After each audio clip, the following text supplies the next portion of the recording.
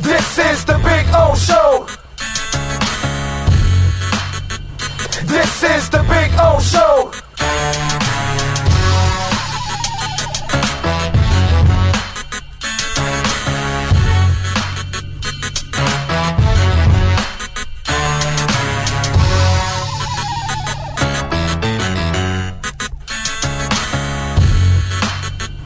This is the Big O Show. This is the Big O Show.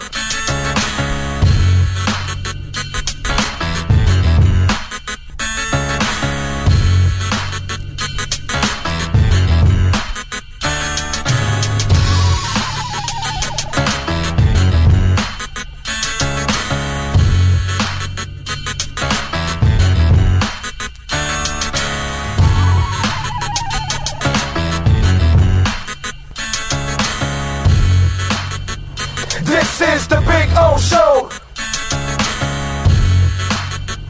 This is the Big O Show. This is the Big O Show. This is the Big O Show.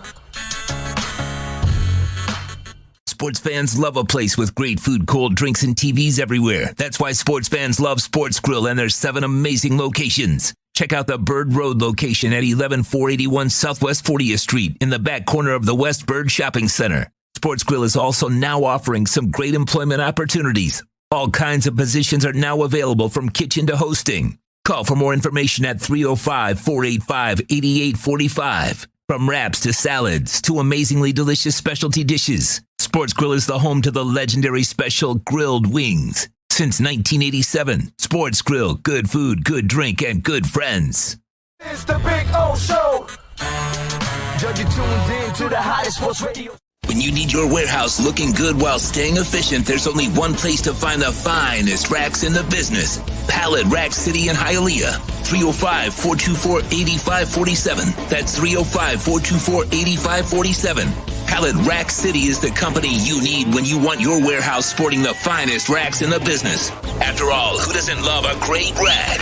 Pallet Rack City. 305-424-8547. That's 305-424-8547. Orlando, a.k.a. the Big O. He covers all the South Florida teams. For over 16 years, EJDconstruction.com has provided South Florida residents quality craftsmanship, accurate project management, and exceptional service. That's why EJDconstruction.com is an A-rated member of Angie's List and the Better Business Bureau. When you're looking for the right custom home builder for additions or home remodeling, please call my friend Eric at 305-433-4843. That's 305-433-4843 for EJDconstruction.com. Dolphins to the heat, well, you know what I mean. Monday to Friday, lollipop blow in the... There's no need to drive around South Florida wasting valuable time looking for a new or certified pre-owned Acura. Go to the #1 volume sales dealership in the Southeast United States. Craig Zinn's Acura of Pembroke Pines. Purchase with pace and space in a dealership tailored to your needs. From home buying to providing that personal touch. Contact the 2020 Satisfaction Award winner Craig Zinn's Acura of Pembroke Pines. 888-776-5123. That's 888-776-5123. Or visit them at 15601 Pines Boulevard in Pembroke Pines. Show on the radio, the top's where we gonna go, Miami, that's the way we roll. Folks, you can support the hardest working sports talk show in South Florida through Cash App or Venmo. Just search Cash Big O Show. Support us through Cash App or Venmo. Cash Big O Show. We thank you for your incredible support. On the morning show, Big O, no one has a similar show. Talk sports, talk plays, talk... If you're a Miami sports fan, then there's only one store to go to, and that's Caneswear at Miami Fanwear in Davie. They're your one-stop shop for all your inner Miami CF, Canes, Dolphins, Panthers, and Marlins merchandise. They have hats, t-shirts, game day jerseys, and so much more. Located at 2511 South University Drive in Davie, and open 24/7 online at caneswear.com or innermiamiwear.com. Call them at 954-835-5597. Caneswear, the spot where inner Miami and all Miami sports fans shop. Live and direct, because nobody do it better than Big O in the set. From sunrise, listen live. When you're ready to purchase a new home or refinance the one you have, American Dream Lending will make sure your loan experience is easy with fast approvals and quick closings. With many loan programs and competitive rates, now is the time to turn your dreams into reality. Ask about special financing for veterans. They never charge an application fee and you will work directly with one of their experienced loan professionals. Stop dreaming and contact American Dream Lending today. 786-802-1727 or online at adreamlending.com. The viewpoint statements or beliefs expressed on the following program by the host, guests, or callers are not necessarily the opinions of FantasyAccess.com, Media Group Inc. ownership, management, sponsors, or website. When it comes to South Florida sports teams, very few in the media have witnessed, lived, and covered it like the Big O. Let's start the program dedicated to your favorite South Florida teams with a passion that's unmatched. The Big O Radio Show is on. Here's the Big O.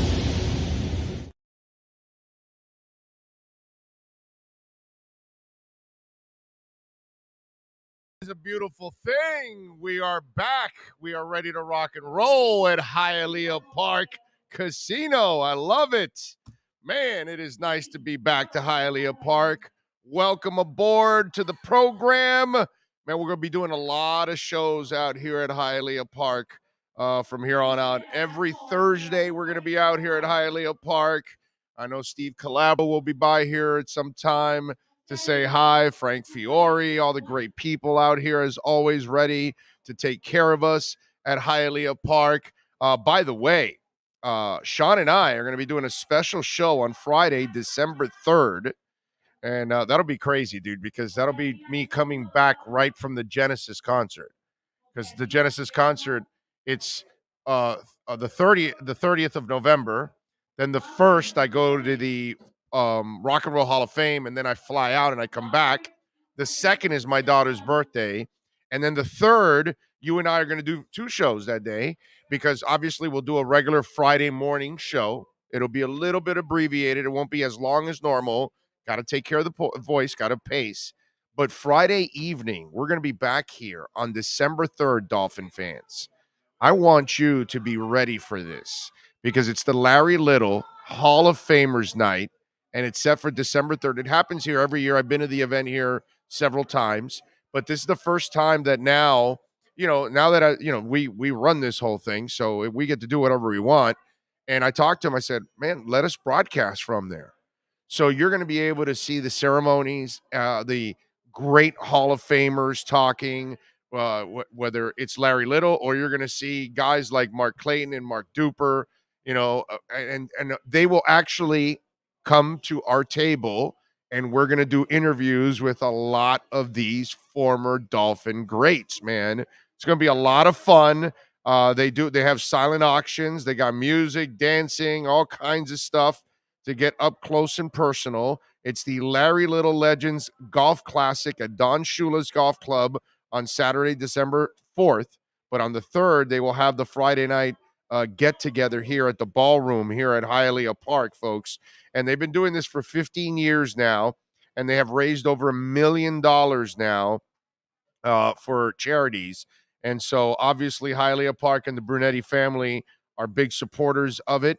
And it's awesome, really, because Larry Little has the Gold Coast Summer Camp and Leadership Academy to support the development of youth from undeserved communities of the city of Miami for the purpose of creating and inspiring tomorrow's leaders. So it goes for a great cause, folks. My man Tony Segreto is going to be out here, but we're going to have Dwight Stevenson out here, Emmett Thomas will be out here, Bob Greasy will be out here, Sam Jones, a former NBA Hall of Famer, will be out here. So you're going to have a whole bunch of people out here, and we're going to have a lot of them come to the mic and join me on the show and have some fun. So you'll get to hear from some of the classic Dolphins. And I can't tell you the list because it's going to be a long list of people that are going to be there. And we're going to have a lot of those celebrities on the show with us here on Friday, December 3rd. So for those of you up there that, or anywhere you are all over the United States or the world, and you're a Dolphins fan and you've been a long time Dolphins fan, that's going to be a show you're going to really love a lot. And I'm sure Sean will, he'll pull out the Ginsu knife and he'll slice and dice that show up, and he'll put all the individual interviews up so you can maybe hear from some of your favorite players from days past, which is a beautiful thing. Let's see. What else do we have going on the program? Remember, tomorrow we'll be at Caneswear in Davie. So if you're in Broward, in that area, please come on by and say hi at Caneswear. We'll be out there starting off at 10 a.m. like normal. When we'll have our normal Friday with Manny Navarro and Ira Winderman and Omar Kelly and all that good stuff. So if you want, you can come out and see us out there. Sean and I will be out there at Caneswear in Davie. And then on Sunday, come on, baby, you got to keep the streak going. Let's go to 3-0. We're 2-0 at Bird Road. We're 2-0 at Sports Grill in Bird Road. The Dolphins are on the road, so it's time for you to hit the road and join us at Sports Grill on Bird Road and 114th. We start off at 11 a.m. there broadcasting, so come on out, man. Let's cheer on the Dolphins. Let's have some fun. Love to meet you, take a picture, whatever, talk sports, all that stuff. So please come on out to Sports Grill. So we got a lot of appearances. And as I was pulling in, you saw Santa's Enchanted Forest out there. So hopefully we will have a date or two for you where we're going to be out at Santa's Enchanted Forest. Hopefully, now I'll finalize it today where I'll see if we have any tickets that we can give away. And that'll be cool too, that we'll do for Santa's Enchanted Forest. So we got a lot of things going on the program. And remember, for those of you that are advertisers and you want to be a sponsor of the biggest sports talk show in South Florida by miles. And by the way, thanks to the folks that are reaching out. You'll be hearing about some new sponsors joining the show. Appreciate all of you. But if you are interested in sponsoring our program, because we got a lot of things coming up. We got the draft coming up. We want to travel for the Senior Bowl, the Combine, all of those things. So if you're a fan of the program, if you own a business and you want your business to get great exposure locally or nationally, by the way, because, this show goes deep into different cities around the country. California is big, Northern California, Southern California, Atlanta, New York. These are areas where we have a lot of listeners. It's amazing, the thousands and thousands of downloads that come from those areas. And New York and California, I'm not shocked. But I got to say, Atlanta, I am shocked. It's always in the top 10 of cities that download the show. So very impressed that the city of Atlanta, we have a lot of people that love their South Florida teams, and they're constantly tuning in. So if you have a sponsor locally or nationally, you can reach out to me on my Twitter page at Big O Show. You can reach out on the DM. Of course, you can email me, bigoradioshow@yahoo.com. That's bigoradioshow@yahoo.com. And Twitter. In the text line, 855-912-1056. That's how most of the sponsors have reached out to me, is 855-912-1056. If you want to reach out to us for a question, a comment, or if you want to be part of our show and help us grow so we can do all the things we want. We want to create this to be the ultimate South Florida sports talk show. When you want to get your Heat information, you're coming here. Heat Insight, you're coming here. Canes Insight, Canes News, Canes Insiders, Heat, Dolphins, Marlins, Panthers, Inter Miami, you name it, man. I was just talking to Sean about something that I want to do on the Inter Miami side that I want to add a little bit to the program. So Sean and I are going to bust our asses to create it, audio and video for you. So you'll have the destination however you want to take it, if you just want to listen or if you want to watch also at the same time. Speaking of watching, you can watch Joe Shad at 11 o'clock. He is going to join us and talk a little Dolphins with our American Dream Lending Miami Dolphins weekly report. Man, I got to drink some water.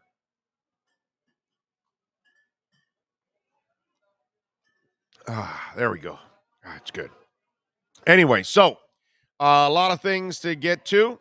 Last night, I laid the 6.5 points for the Heat last night. on the Hard Rock app, and it paid off. Obviously, 113-98. That was actually good. And what's it called? I thought it was and I will admit the first half I was a little nervous because without Lowry, and once they closed the lead at halftime, I kind of felt good. I go, okay, they're going to turn it on in the second half. And sure enough, Tyler didn't have a great shooting night, but he did have a great, I don't know, mistaken alley-oop or whatever you want to call it, that ended up going in. I will say this, PJ Tucker was huge last night. In the 21 minutes, he scored 13 points, 4 rebounds, 2 assists. Incredible defense. The Struce was loose last night.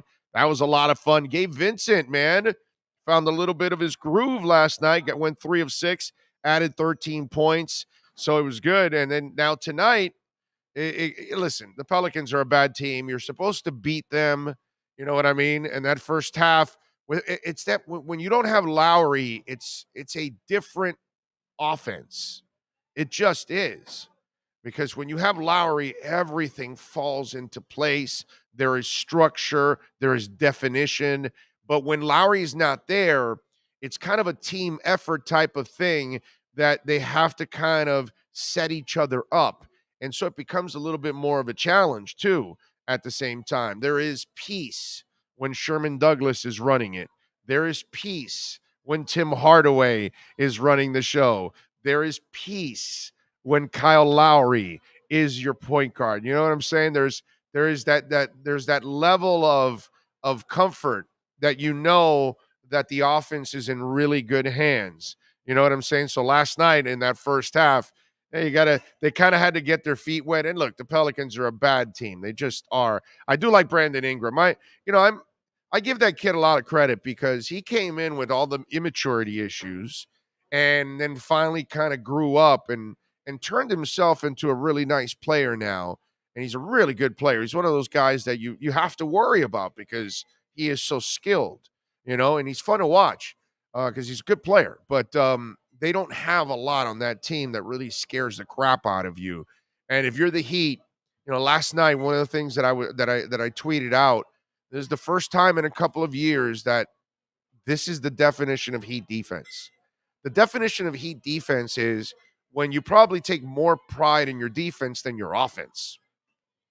And when I watch these guys, and let me tell you something, the best thing for Duncan Robinson and for Tyler Hero and for Gabe Vincent or any of these young cats is to watch PJ Tucker, right? And Markieff Morris is going to play hard, and Bam is going to play hard, and Jimmy's going to play hard. And when Kyle's on the floor also, he's going to play hard. And they're going to play really hard on the defensive end.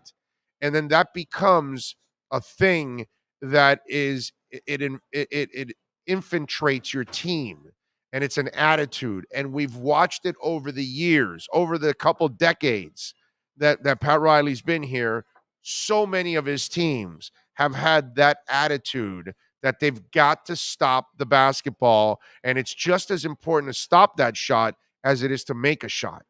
And that's what I'm watching that I have not seen in the last couple of years. And I don't care what kind of funky stats you want to throw at me. Well, they were pretty good defending the 3 this year and that year. No. This is what I'm talking about.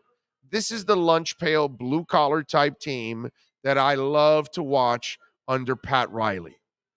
Okay? I don't care what kind of an offense you have. You can be explosive. You can be dynamic. You can have multifaceted approach to it, whether you're shooting, whether you want to attack the rim, whatever it is, great ball movement. That's all fantastic. But when you have the dedication that those guys have to that defense, and that's what I watched last night, that's going to be the best education over the next couple of years for the young guys, is to watch the seasoned pros who have run their bodies into the ground, okay, like Kyle Lowry, like Jimmy Butler, but they are professionals all the way to the end, and they understand that the Heat way is to play defense, not just offense. And in a league where the style is all offense and not enough teams play defense, if you're able to get stops, that's going to pay off for you in the playoffs.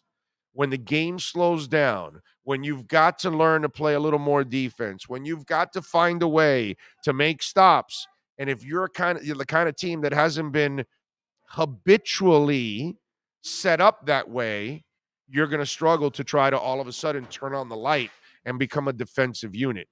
But if you habitually have that in your DNA, then all of a sudden it's going to come naturally. And that's exactly what I'm watching from the Miami Heat, from what I've seen from teams in the past, whether it's the Big Three, whether it's the Morning Marley type teams, whether even with Shaq and Wade, because you had all the other guys that were also helping out, on defense. And, we can go before that too. So you've had all kinds of different Heat teams over the years that can actually play prideful defense. And that's what I'm seeing from this Heat team, man. And that's the one thing that I took away from last night's game. I know it's the Pelicans, and I'm not going to sit there and, wow, they beat the Pelicans last night and this and that. It's not like watching the Panthers trash the Islanders. That, my friends, is impressive. Okay, because the Islanders are a good team. The Islanders have been a pain in the ass for the Panthers. They've given the Panthers some heartache over the last few years. And to watch, and they're a good team. They've eliminated them in the playoffs and everything. So there's a history there. To watch that, that's pretty cool. So I can brag about it and feel good about a win against the Islanders or the Penguins. So I'm not bragging about a Pelicans win for the Heat, but I am bragging about the attitude, the defensive disposition displayed last night. To me, that's what Heat basketball is all about.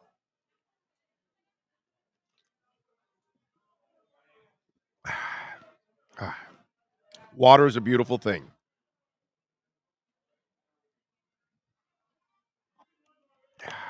Wow. I'm thirsty. I feel like Lawrence Phillips after a night drinking. I'm sorry. Did I say that? Just okay. Anyway, welcome aboard, folks. Lots of things to talk about. Jamie Zorrilla, I see you there. He says, good morning, Big O. Fins Nation from San Jose, California. It's another beautiful Thursday morning, and I'm all ready to go on that winning streak, 7-7, and then we'll see what happens. Fins up. There you go.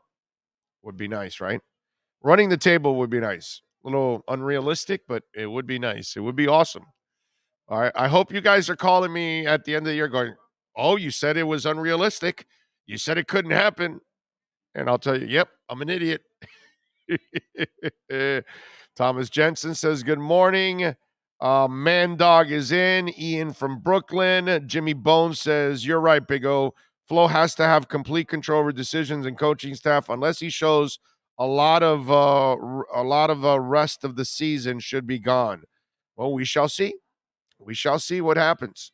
But I personally think he can't solve the offensive issues. He cannot. If you can't find the staff, you can't be a head coach. Period. Rob Sowinski says, fins up. Big O, have you ever been in Poland? No, I've never been to Poland. I have not, sir. How is Poland? Is that a cool place to visit? I have never been to Poland. What kind of a nightlife? What do we do in Poland? I need to know. Richard McLean says Waddle will break out with 8 catches for 150 yards. Richard, man, if they can actually get him out in the open field, downfield, that could be an option. But it's hard, man. It's hard in this offense. It really is. The fans Tall Gate says, morning. Oh, thank you, sir. Let's see. Steve Chapman says, a little late to the party. Couldn't find the link. Too many links? Because we're posting them ahead of time now. So they're seeing several. Well, we're kind of like giving you ahead of time the schedule is kind of what we're doing for the week. I figured that's what we would do. We'd put it out there so you know when we're going to be at Hialeah Park, when we're going to be at Caneswear, when we're going to be at Sports Grill, all of those things. So people can't say, hey, oh, well, where are you going to be Friday? Well, dude, did you check Twitter? Did you check YouTube? It's there. It's all there. It's all there. It's all on the YouTube page. It's all on Twitter. It's all on the shows every single day. Kelvin Smith says, we support you in Phoenix, Arizona, baby. all the way to Tacoma, Philadelphia, Atlanta, LA. Northern California, where the girls are warm. Nelson says, "Oh, who's your favorite heater?" Mine is a Black & Decker. I got a service merchandise back in the day, kept it in the room, real nice and toasty. What's your favorite heater? Mine's a Black & Decker. I live in South Florida. You don't really need heaters. You know what I'm saying? The only heaters you need are the Miami heaters. You know what I'm saying? In South Florida, you need fans. Ask Sean. Sean has a fan with him everywhere he goes. He has 4 fans in the car with the AC cranked up. I mean, he is just amazing. Andy Rios says Jets 24, Fins 9. So Andy just wants to hate on our Dolphins. Hate water, only drink Coke. There you go, Richard. Way to go. Such a delicious drink. Coke. Terrible for you, but it's so good. Andy Rios says I was in my best shape drinking Coke over water. Save water, drink booze, Nyborg says. Okay, that's not bad. Jay Gelfin says, good morning, hell of a Heat game last night and season so far. The Heat is the team to beat in the East. My prediction is Heat versus Warriors for the championship. Heat wins in 6. Damn, Jay. Holy crap. That's strong. A little crazy, but I love you. You know, but it would be nice if it happens. Yeah, go ahead. Do it. Blind ass fan alert. Look out, everyone. We've got a blind ass fan coming through.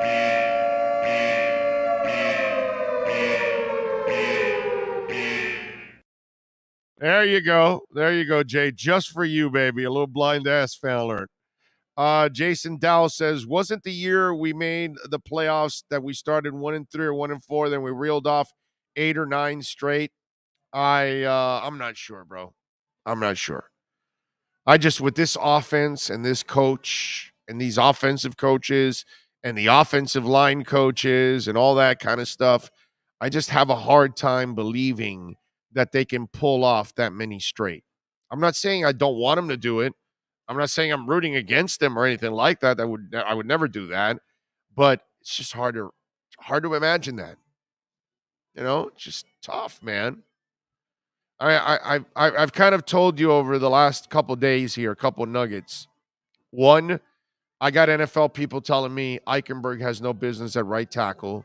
I mean, at left tackle. He's a right tackle. And you start to think about this, okay? They may know inside the building he's a right tackle.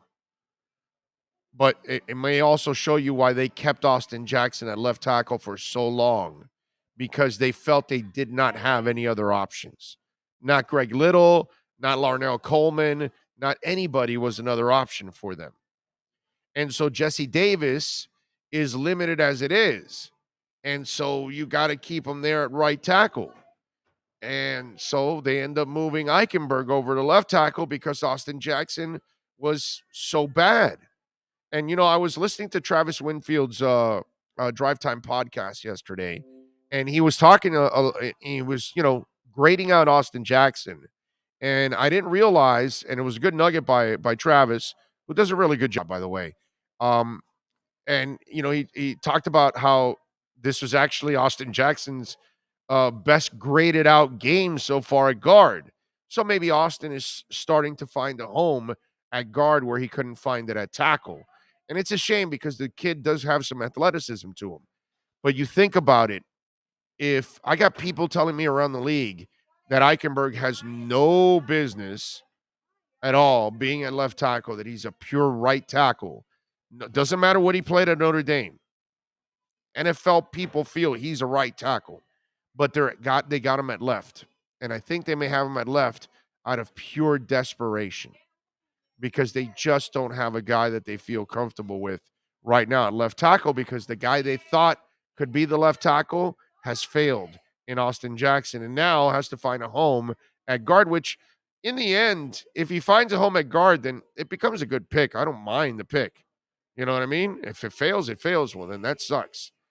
You know, in the end, I still feel if you have a real offensive line coach, I think Eichenberg turns into a good player and Robert Hunt turns into a good player. And I think Dieter turns into a good player. I don't know about Jackson and Kinley. Those are the guys that I would have to see. But you need a real coach. And that's my problem with all of this. That they're discombobulated in the most important position, probably outside of quarterback, which is the offensive line. And if you can't get that straight, then it's going to cause havoc for your running game, for your quarterback, and your passing game. So that's why I have a hard time believing that they're going to reel off 9 straight games, that they've won 2 straight and they're going to win 7 more. I mean, I would love it, ladies and gentlemen. I would love it. But it's just, I don't find it to be realistic. That's all. Let's see what else. Nelson Alfonso says, "Oh, GM, I am watching live in Pinal del Rio," and that's in Cuba, by the way. "Still looking for a little help to get the center truck out of the theater. Also, Tua doesn't paint crosses on his face. They are his initials, TT. Oh, so they're not crosses. Okay, well, war tees, war paint, holy crosses, holy war paint, whatever you want to call it, bro. You won. Don't paint your face this week. That's all I'm saying, okay? Just like I'm telling all of you out there, come to Sports Grill on Bird Road. We're 2-0. We got to keep the streak going. I want a lively, explosive Sports Grill on Bird Road on Sunday. It's the stinking Jets. Let's bury those bastards. Let's have some fun and some special grilled wings. Let's see.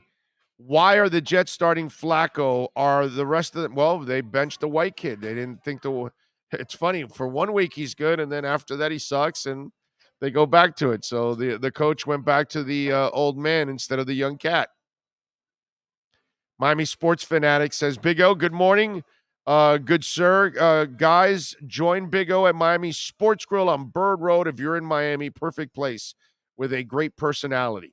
Yeah, Sean? Yeah, he's got to be talking about Sean. Definitely not me. Let's see. Jets so scared of the D they saw Thursday that they're starting Flacco, so Andy is just hating. Big O Andy says, "Big O, I do love the Finns, but trying to listen to my heart. They need to tank to get better." Andy, tanking doesn't get you better in any way, shape, or form in life, Andy. Andy, in life, you don't tell a policeman to go out and fail. You don't go tell a teacher to go out and fail. You don't tell a banker to go out and fail. You don't tell the president of the United States to go out and fail. You don't tell the GM here at the casino to go out and fail, right? Nobody goes to your job and tells you, "Hey, Andy, why don't you not do work today and just slack off so you can get fired?" You know what I'm saying? So it's so unrealistic that fans would think that players are going out there and not trying whatsoever, and they're going to put no effort on tape. If you put no effort on tape, you will end up unemployed. And then if you put no effort on tape, Andy, and then they let you go that season, and you go visit another team, and they put on the tape and go, "Well, what's this play here that you're not trying?" "Oh, well, the team was tanking, so I felt like I wasn't going to try." "Oh, okay, all right, thank you. Have a great day." Go see how you're going to get a next job after that. This whole thing about tanking, just think about that. Just think about that. I've never tanked in my life. I've worked my ass off wherever I've worked, no matter what goes on. And Sean's been with me in 2 places where there was chaos. I mean, absolute chaos. Okay? And at no point did Sean and I ever say, screw it. No, we grinded all the way through it. Because we know we weren't the problem, obviously. You know what I'm saying? So, Andy, to think that you can tell a player to not be a professional and quit, I'm not saying that it doesn't happen, because X does it every so often on the field, every once in a while here. So you have dogs, but those are people that it's in their DNA. They're not tanking because of your need for a quarterback or your need for a higher draft pick, which, by the way, Andy, they don't even own their own draft pick. So you're tanking to help Philadelphia. So it also makes no sense in that form. But this whole thing, this idea that players are going to be tanking, it's ridiculous. Players don't tank. They play. They have to. They have no choice. They have incentives. They have a contract. They have to get their next job. They cannot show that on film. That's not going to help them to get their next job. Tanking is it's just a terrible, terrible thing that's out there. And it's just the most unprofessional thing that you expect a team to do, and it would never happen. No coach is going to do it. No players are going to do it. Now, will individuals once in a while do it? Yes. But teams, they're not going to be doing that. Let's see. What else do we have here? Nice to see Big O's channel and sponsors continue to grow. Keep it up. Great work. Thank you, Stu. Appreciate you. And because of you, Stu, we are growing because you're watching. You're hitting the like button, which I hope you guys are smashing the hell out of the like button, because it is very important that you smash the like button. That's how we also grow. But thank you, Stu. Appreciate you for listening and helping us grow in your own way. You think the Heat will get John Wall? Well, if John wants to win, he comes here. If he wants to Dougie and worry about cash, then he'll go to the Orlando Magic or something. You know what I'm saying? So it's all up to him if he wants to win.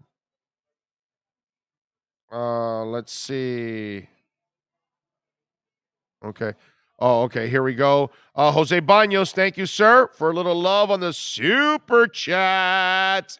He says, I'll see you this weekend at Sports Grill, Big O. Thank you, Jose. I look forward to seeing you out there. He's been out there already a couple times. So thank you all out there. They say that's another way you can support us, man. Come on out to Sports Grill. I mean, do I have to put a gun to your head to go have some great wings, burgers, ribs, and watch the Dolphins kick the Jets' ass? I don't have to twist your arm for that. Come on out, man. Come on out. Join us. Place is so good. Let's see. Alex Diaz says, hey, turning in late, feeling under the weather today, but what's your favorite memory from the Dolphins-Jets rivalry? Well, dude, the spike has to be the Marino spike. Always. That has to be my favorite one. Always will be. Dolphins need to tackle great and don't always go for the strip, because Flacco will check down at least 10 times. I am not worried about Flacco, bro. No, I'm not worried. If the Dolphins play the defense they played the last 2 weeks, they should have a good chance to win on Sunday. I need that. If that's the defense that's going to show up, then we're going to have a lot of fun in the second half. I'm not telling you they're going to win them all, but I'm telling you, with this schedule that's coming up, you should be able to win a few games, man. Something that they haven't been doing a lot of lately, right? So now they're starting to win because they're playing some amazing defense. And then that, again, helps your offense, because the offense doesn't have to go out there and do something they can't do, put up 30 points. But maybe if you can put 17, 24 points up, you got a shot to win a game, because if you're playing that kind of defense, I just don't see Flacco burning them. And if you're going to blitz Flacco like that, you're going to get to his slow ass. There's no doubt about that. Let's see. What else do we have here? Jason says, we all got mad at the national media when they said we would not be good this year because of the O-line. They nailed it. Yeah. Yep. Omar Kelly talked about it the entire time. He never liked this O-line, and he was right. Big O, at what point can we hope that Miami can get a wild card? Joseph, forget about wild card, bro. If you're a Dolphins fan, just worry about the Jets this week. All right? Let's watch them beat the Jets this week. Then let's see if they can win again next week. And then by the time you get towards the end of the season, then you can start to think if you even have a shot at anything like that. You know what I'm saying? So let's first wait till you actually get into the position that you can even consider talking about the playoffs. Right now, you have no business talking about the postseason whatsoever. Okay? It's a joke to talk about the postseason right now. Let's just talk about the Jets. Let's have some fun. Let's hope they beat the Jets because we always love beating the Jets. And then we'll talk about the next game. Let's enjoy the moment, bro. Why are you going to set yourself up for all kinds of aggravation down the line that doesn't make any sense? Because it's not even a topic at this point in time with the kind of record that they have. Tanking doesn't benefit the Dolphins, it benefits the Eagles. Exactly. I said that. Let's see. Richard says, Big O, I coached youth in high school for 30 years, and I bet I can coach the O-line a lot better than they are now. Guarantee, my friend. Fins for life. Well, listen, at this point, I can't argue with anybody because Pepe Le Pew is not doing a good job of coaching the offensive line. Unfortunately, he might be a good coach down the line, but he's too young now, too green, and the results speak for themselves. Let's see. I think the term tanking is just a term lazy losers, people who don't try and don't want to. It's just an excuse they use. Maybe, but it's just a ridiculous term because really, if you're willing to tank, then you're just a terrible employee at anything, you know? Big O, I am personal friends with former D lineman Cedric Killings. Played 6 years in the league. He tells me all the time, don't matter who it is, all these guys are playing for their next contract. Of course. Of course they are. And they can't go quitting and not. Let me give you a great example. Let me get a little water here because I had this subject ready for you guys. And this is you want a perfect example? I've got it for you.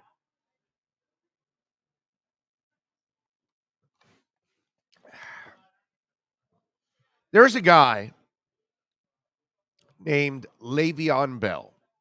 And Le'Veon Bell had the world by the you know what. He was clearly one of the 3 best running backs in the NFL with the Pittsburgh Steelers. He was with a great organization in the Pittsburgh Steelers. I mean, let's be honest here. In the last 50 years, are the Pittsburgh Steelers not one of the 3 best organizations in the NFL? Am I wrong here by saying that? Last 50 years, last half century, by miles, right? Who would it be? It would be the Steelers, huh? The Niners, maybe, right? Because they got 5, and the Patriots, right? And maybe San Fran if you want to throw in a 4th because they had a run that was, yeah, that's what I said, 49ers. So, yeah, okay, so you're talking about easily the Steelers are one of the 3. I don't know the arguments. We mentioned a couple of those teams there, right? In the last 50 years, Steelers. So you land in a great corporation. You have a great job. You make a ton of money. All you got to do is do your job, right? Franco Harris played a long time there. Jerome Bettis played a long time there, right? They will keep you. They're not really about getting rid of you. If you actually are dedicated to the team and the franchise, the Steelers will reward you and keep you around for a while. If you're an idiot, eventually they'll get rid of you, obviously, right? So Le'Veon Bell became an idiot and held out. Basically, he tanked. Look what's happened to Le'Veon Bell since that moment. Okay? And I'm sure it's there on the podcast, on my podcast. You can go back 3-4 years ago. I had a 45-minute conversation with Le'Veon Bell's agent. It's all there. We were at the East-West Shrine game, and we were there all week doing our interviews, which we're trying to do it again this year. And as any of you all know, if you remember the podcast that first year, and I went to the East-West with Bill, we had a monster week. I mean, we had some great interviews because we were, we had this kind of a setting, and we're going to do it again. And plus, the people at the East-West Shrine game they are so good in their PR department. They really, really, they understand what PR is all about. And we had a great conversation, and he represented Le'Veon Bell at that time. I don't know if Adiza is still representing Le'Veon Bell. I don't know if he's still carrying, that pain in the ass overall. But Le'Veon Bell just got released by the Ravens. And if you watched him, he looked like he's done. And he's not old or anything, but he's ruined his entire career. Why? Because he chose to tank. He chose to quit. And when you quit on a great organization, then people have to kind of question who you are. And then he goes to Kansas City, and then he leaves Kansas City only to rip Andy Reid.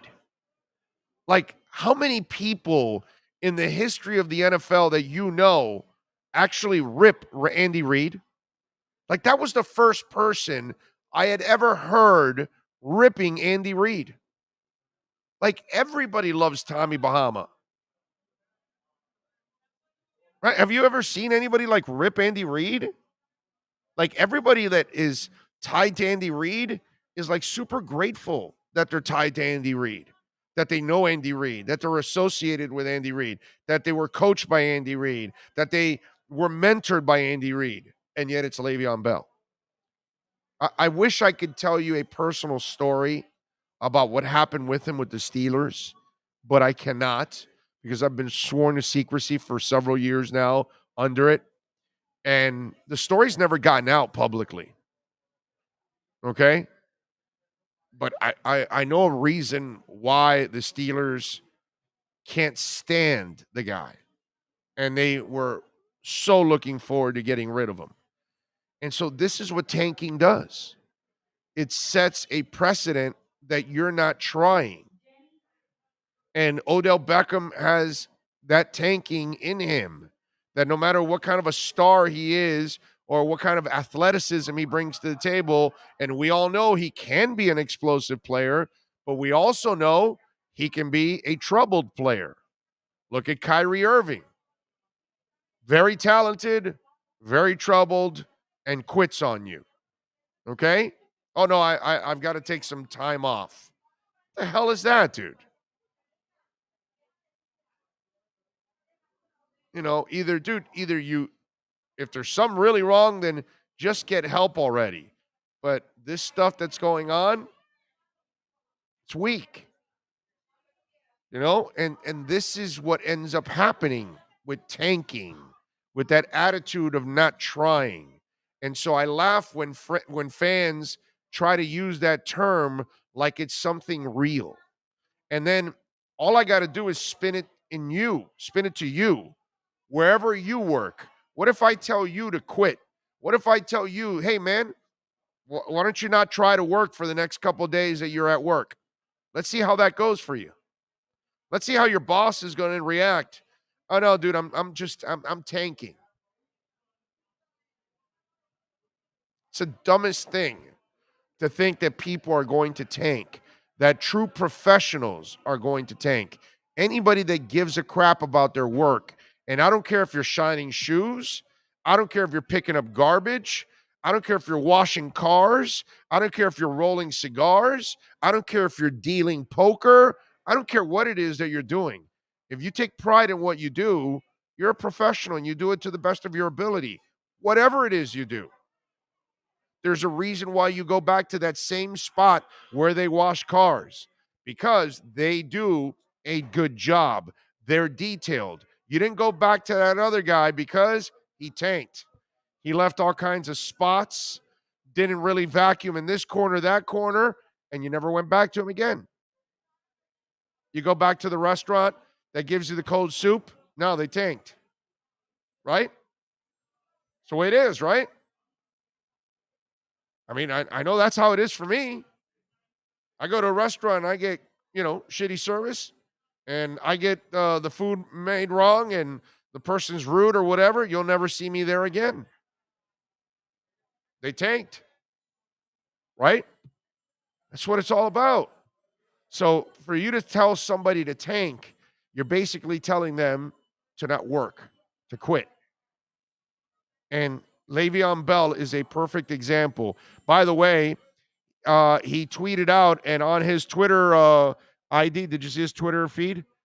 Hashtag washed, hashtag fell off, hashtag slow, hashtag bad rapper, hashtag wasted talent, hashtag clown, hashtag greedy, hashtag letdown, hashtag old, hashtag overrated. Anything else I'm forgetting he put?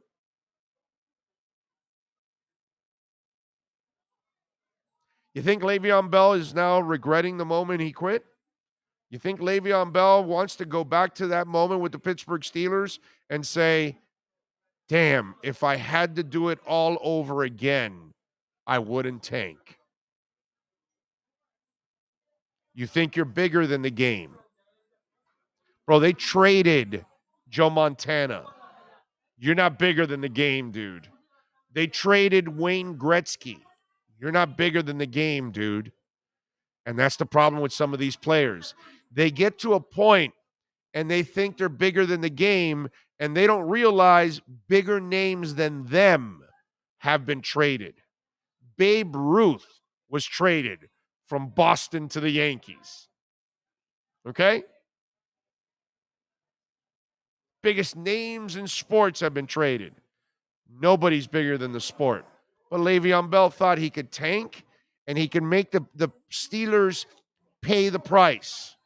Meanwhile, he didn't realize that the most interchangeable position in all of pro sports, hockey, basketball, soccer, football, baseball, it's the running back position. It's the most interchangeable position in all of pro sports. It's the position that has the least amount of respect because they can replace your ass. If they have a quarterback and an offensive line, they'll always have a running game. They'll get somebody to run the ball. Now, maybe you're a little bit better than most, like Ezekiel Elliott. I understand. Maybe you're a little bit better than most, like Saquon Barkley. But you better act more like Saquon Barkley if you want to keep your job. If you want to act like Le'Veon Bell, this is how you end up. So, there's tanking for you. You want to tank in this world? You'll have 87 jobs.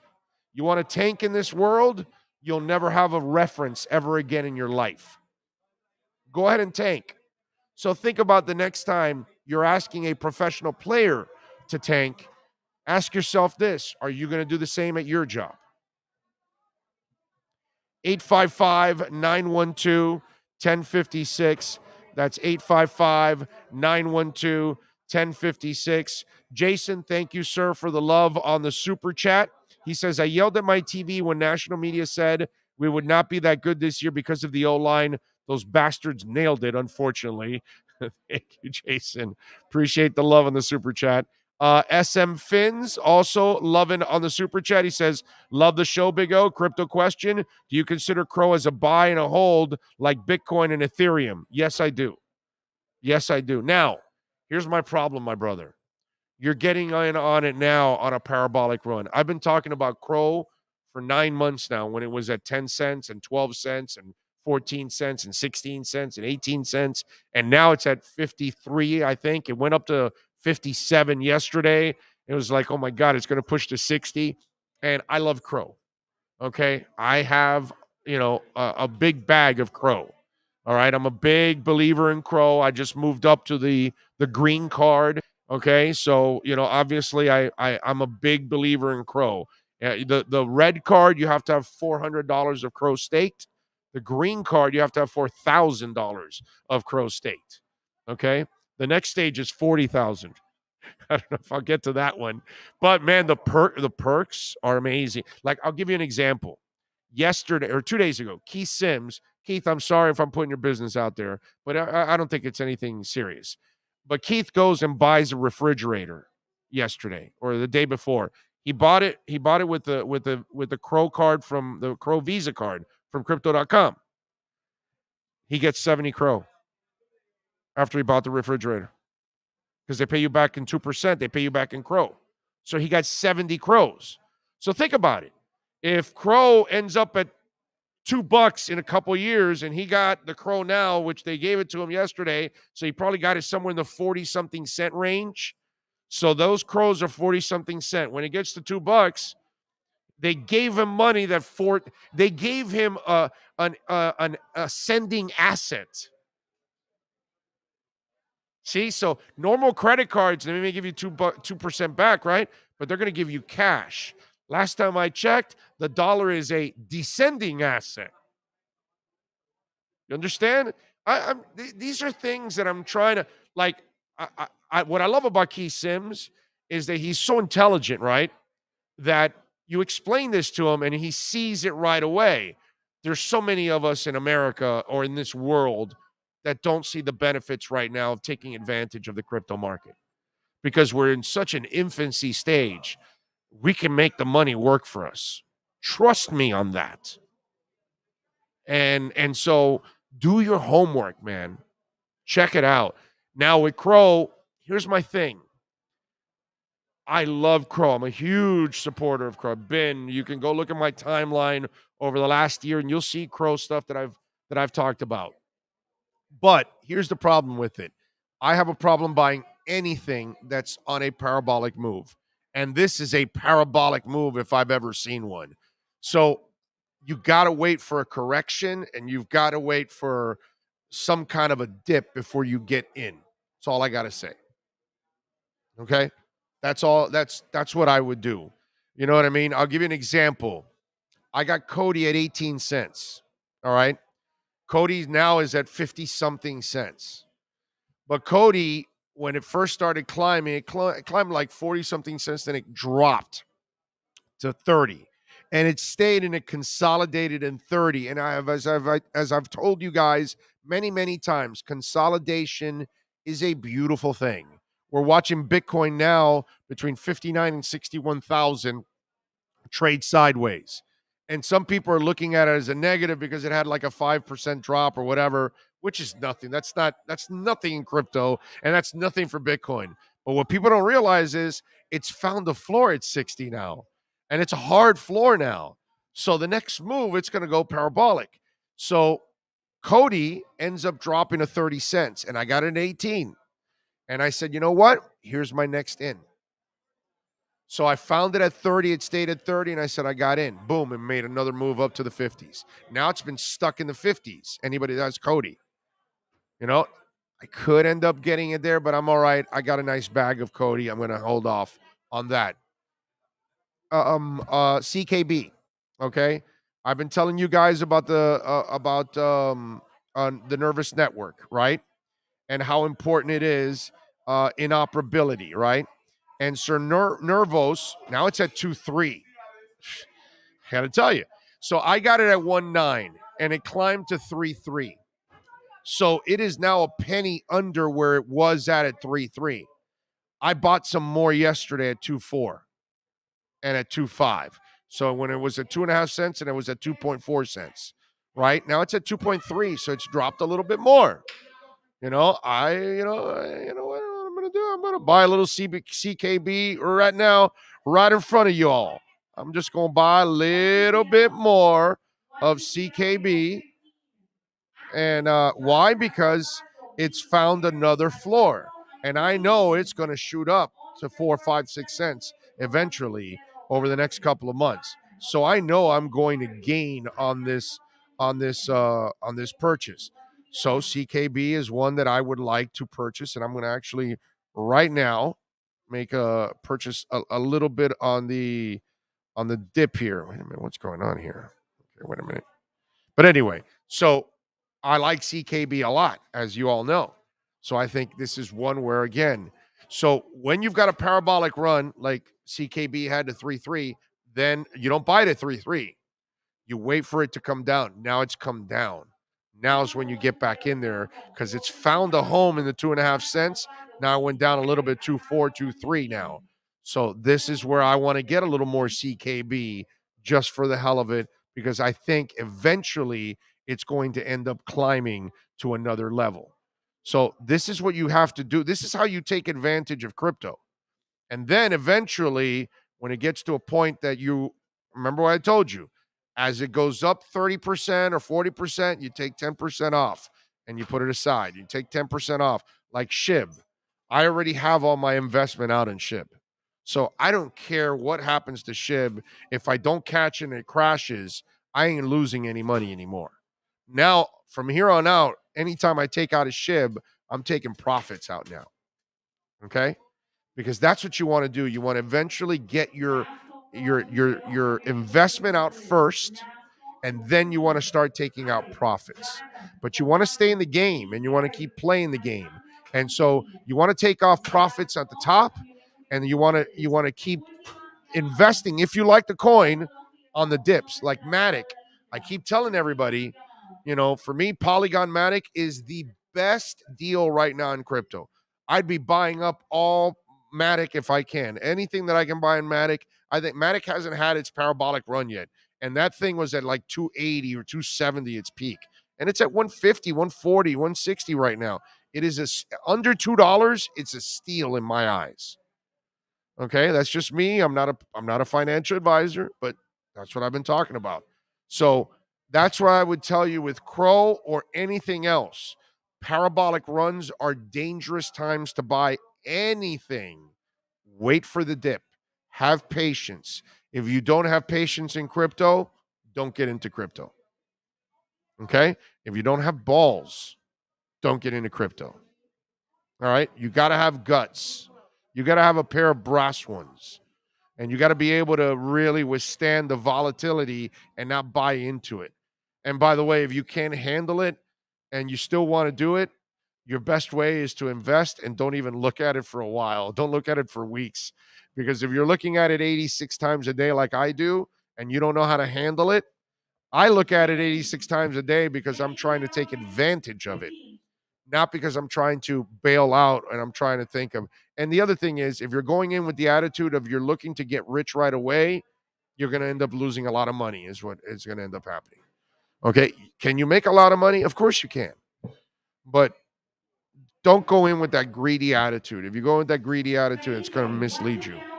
It just is. So SM Fins, that is my tip for you on Crow. Wait for the dip. Big O, your voice reminds me of that old school NFL skit with Chris Farley when they say Mike Ditka, da Bears. Say it once, da Bears. Let's see, what else? Chapman says, do you remember when LeGarrette Blount walked off the field mid-game with the Steelers and got released, and he got signed by the Patriots and won the Super Bowl? Yep, you're right. You're right. And where's LeGarrette Blount now? Didn't really have a long career, right? He had a couple years in and out, different teams. They tolerated him, and then they got rid of him. So more often than not, it's not going to pay off to be an idiot. And you will have very, very limited options. So, I'm sure you can come up with the outlier, but more often than not, you're going to get burned. And by the way, Le'Veon Bell and LeGarrette Blount, two different players. That's for sure. Le'Veon Bell had the opportunity to go to the Hall of Fame. There are several teams that are tanking, if not even in their vocabulary. Pitt, KC, New England, Green Bay, San Fran, which is proof it's not needed to be successful. Losers, quitters are the ones that tank. Yep. Oh, I am going to use that tomorrow when I clock in. I am holding out. There you go. There you go. That'll definitely work out. Why does Omar compare Jalen Waddle to Jerome Bettis? Waddle runs. I don't know. I don't know anything about that, Richard. I don't think he did that here, right? He didn't compare Waddle to Bettis, right? I don't think that was. Must have been something, an article or something. Le'Veon Bell had his drama moments, but the guy can be effective. He had his Andy Reid rant because he barely played when he was more of a distraction to the defense, and Ravens ain't so much of a good fit. Whatever it is, dude, it doesn't matter. You have to make your way back, and Andy Reid gives you the open door. You just make the best out of it, whether you play or you don't. This sense of entitlement is crazy. Cody says, Big O, you are delusional if you think Chris Greer has done a good job. Well, okay. We all know, bro. I'm delusional. I'm a cheerleader. I got it, bro. I got it. It's all good. Ravens ain't so much a good fit. Yeah. Let's see, what else do we have here? Antonio Brown tanked and was a nightmare for everybody, but he's been great drama wise with the Bucks, and now he's a Super Bowl winner and played good football. Yeah, how much money is he making? Checkmate. Mic drop. So yeah, he won the Super Bowl, but he lost a lot of money, legally, everything, and he doesn't have any options. He only went to the Bucks because of Brady. Let's not kid ourselves. And he's a complimentary dude. All right, let's get to hour number 2. And Joe Shad and the American Dream Lending Miami Dolphins weekly report.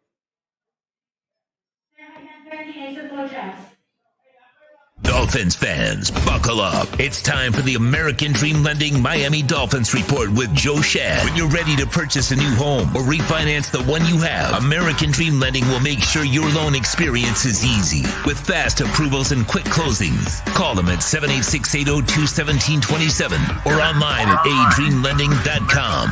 Here's Joe Shad with today's edition of the American Dream Lending report. He is the man, the myth, the legend that is Joe Shad. By the way, Victor Huertas, thank you on the super chat. And yes, CKB is at crypto.com. That's where I got it. So if you are interested in CKB, remember, I am not a financial advisor, just a guy that loves crypto. How you doing, Joe? How you feeling, baby? You feeling all right? Doing well, Big O. Going home to New York where I grew up to see my mom, my sister, my cousins. We're going to have a little early Christmas, do some exchanging of gifts. It'll be fun. Good. So you got the gifts now because, you won't be able to buy one in December. Yeah, everything was sent via Amazon to my mom's house. Nice. That is very nice. I like that. And the boys are playing some good defense, man.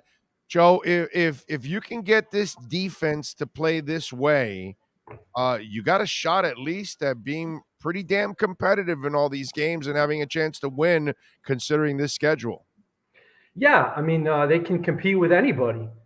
You look at their next 4 opponents, they have twice as many losses as wins. You look at the Jets twice, the Giants, the Panthers. These are certainly all winnable games. Of course, we have to keep in mind the Dolphins have lost to the Falcons and Jaguars and Colts. So, they can beat any team, they can lose to any team, such as life in the NFL. But certainly the defense has given you cause for optimism over the last 2 weeks.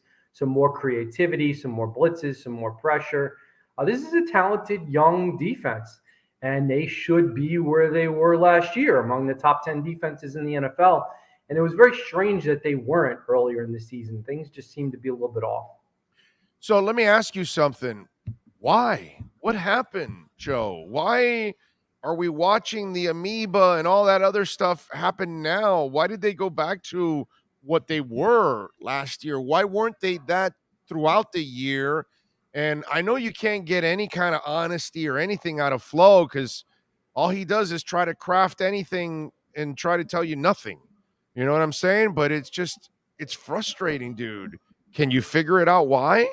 Well, I think injuries would be an under-discussed factor. So, for example, players like Xavier Howard and Byron Jones were banged up. They had multiple injuries. If you remember in London, neither played. And if Howard and Jones played, they probably would have beaten the Jaguars. Now, every team has injuries, and you need to overcome that. But when you have 2 corners who are Pro Bowl caliber, all pro in Xavier Howard's case, you want to be able to allow them to play tight man-to-man coverage and put as many as 8 or even 9 players up near the line of scrimmage to cause havoc because you trust them to cover things on their own. Well, when they have groins and ankles and knees and quads and things of that nature, it makes it harder. So that's one reason that I think they were playing more zone coverage, more soft coverage, not as aggressive. So, I mean, it's frustrating, bro, because and the other thing is it's entertaining to watch, that's the other thing. Identity. Yeah. They actually have an identity. Yes. They have no identity on offense. No identity on offense. So to have an attacking, every defensive coordinator I've ever met says we want to be aggressive, we want to be attacking, we want to take the ball away. I mean, but not all of the coaches use the strategy and the scheme and the play calling that align with what they say in the press conferences. And Brian Flores and Josh Boyer, and Brian Flores insists that it's Josh Boyer making the play calls with input from Brian Flores. They've gotten back to what they were doing last year, and it's a lot more fun.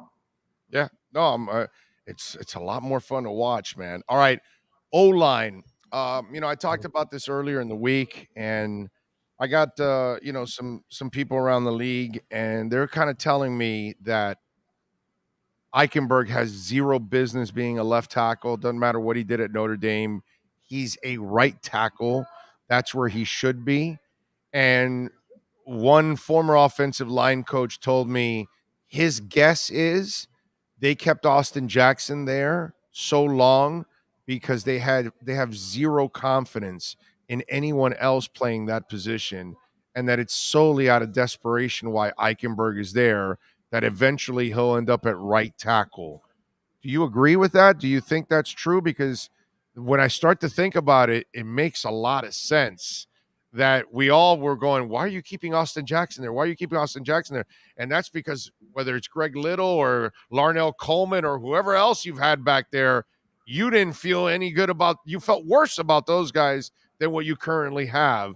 So I'm just wondering, have you been able to dabble in all of that? And if you know anything about what the coaching staff's thinking with the O linemen, because the They're guys just trying to survive, man. They're just trying to survive. Yeah, right. I mean, this is the worst offensive line in the NFL. I gave them an F on my midseason report card. It's the first F I've ever given to any coach or player group since returning to the Dolphins beat for the midseason report card. They're terrible at pass blocking. They're terrible at run blocking. Now, there were a few decent moments last week. Sorry if you hear my puppy in the background. We got a 10-week-old puppy. Anybody that's a dog lover I'm a lover of them. Okay? I can tell you my wife and my daughter are dog lovers. Well, dog I lovers signed are off good on the people. acquisition of Tucker, who is not named after Justin Tucker. My wife's going to bring the puppy over here. PJ Tucker of the Heat. PJ Tucker. All right, my wife is going to bring over the puppy. This is Tucker. Meet Tucker. I love it. So I love it. Tell your wife I have 5 dogs, 4 of them, and 1 puppy. There he is. There we go. Tucker, yeah. That is awesome. Weighs about as much as a football. Well, that's all right. Listen, it's a shame Greg Little got injured in practice on Monday, because maybe they would have actually given him a chance. Now, if Greg Little was some dominant, gem that they found that they think can be great, he would have already been in the lineup. All right, but let's at least see, right? Give him a shot. Right. So, but now he's hurt. He's out for at least 3 weeks. So, maybe Eichenberg gets settled down. I agree. Eichenberg's long-term future might very well be at right tackle. That's the position he was drafted to play. But it's also true that it's been real unfair to the kid. You've trotted him out at right tackle, right guard, left tackle. His feet are getting all mixed up. And, he was supposed to be technically sound, but he hasn't been technically sound because his brain is all overloaded. So I suspect that if you leave him there at left tackle over the next 4 games, he's not going to give up 7 sacks. That is my prediction. But the Dolphins, it's kind of sad, man. They moved on from Laramie Tunsil. They used 3 high draft picks on tackles, Robert Hunt, Liam Eichenberg, and Austin Jackson.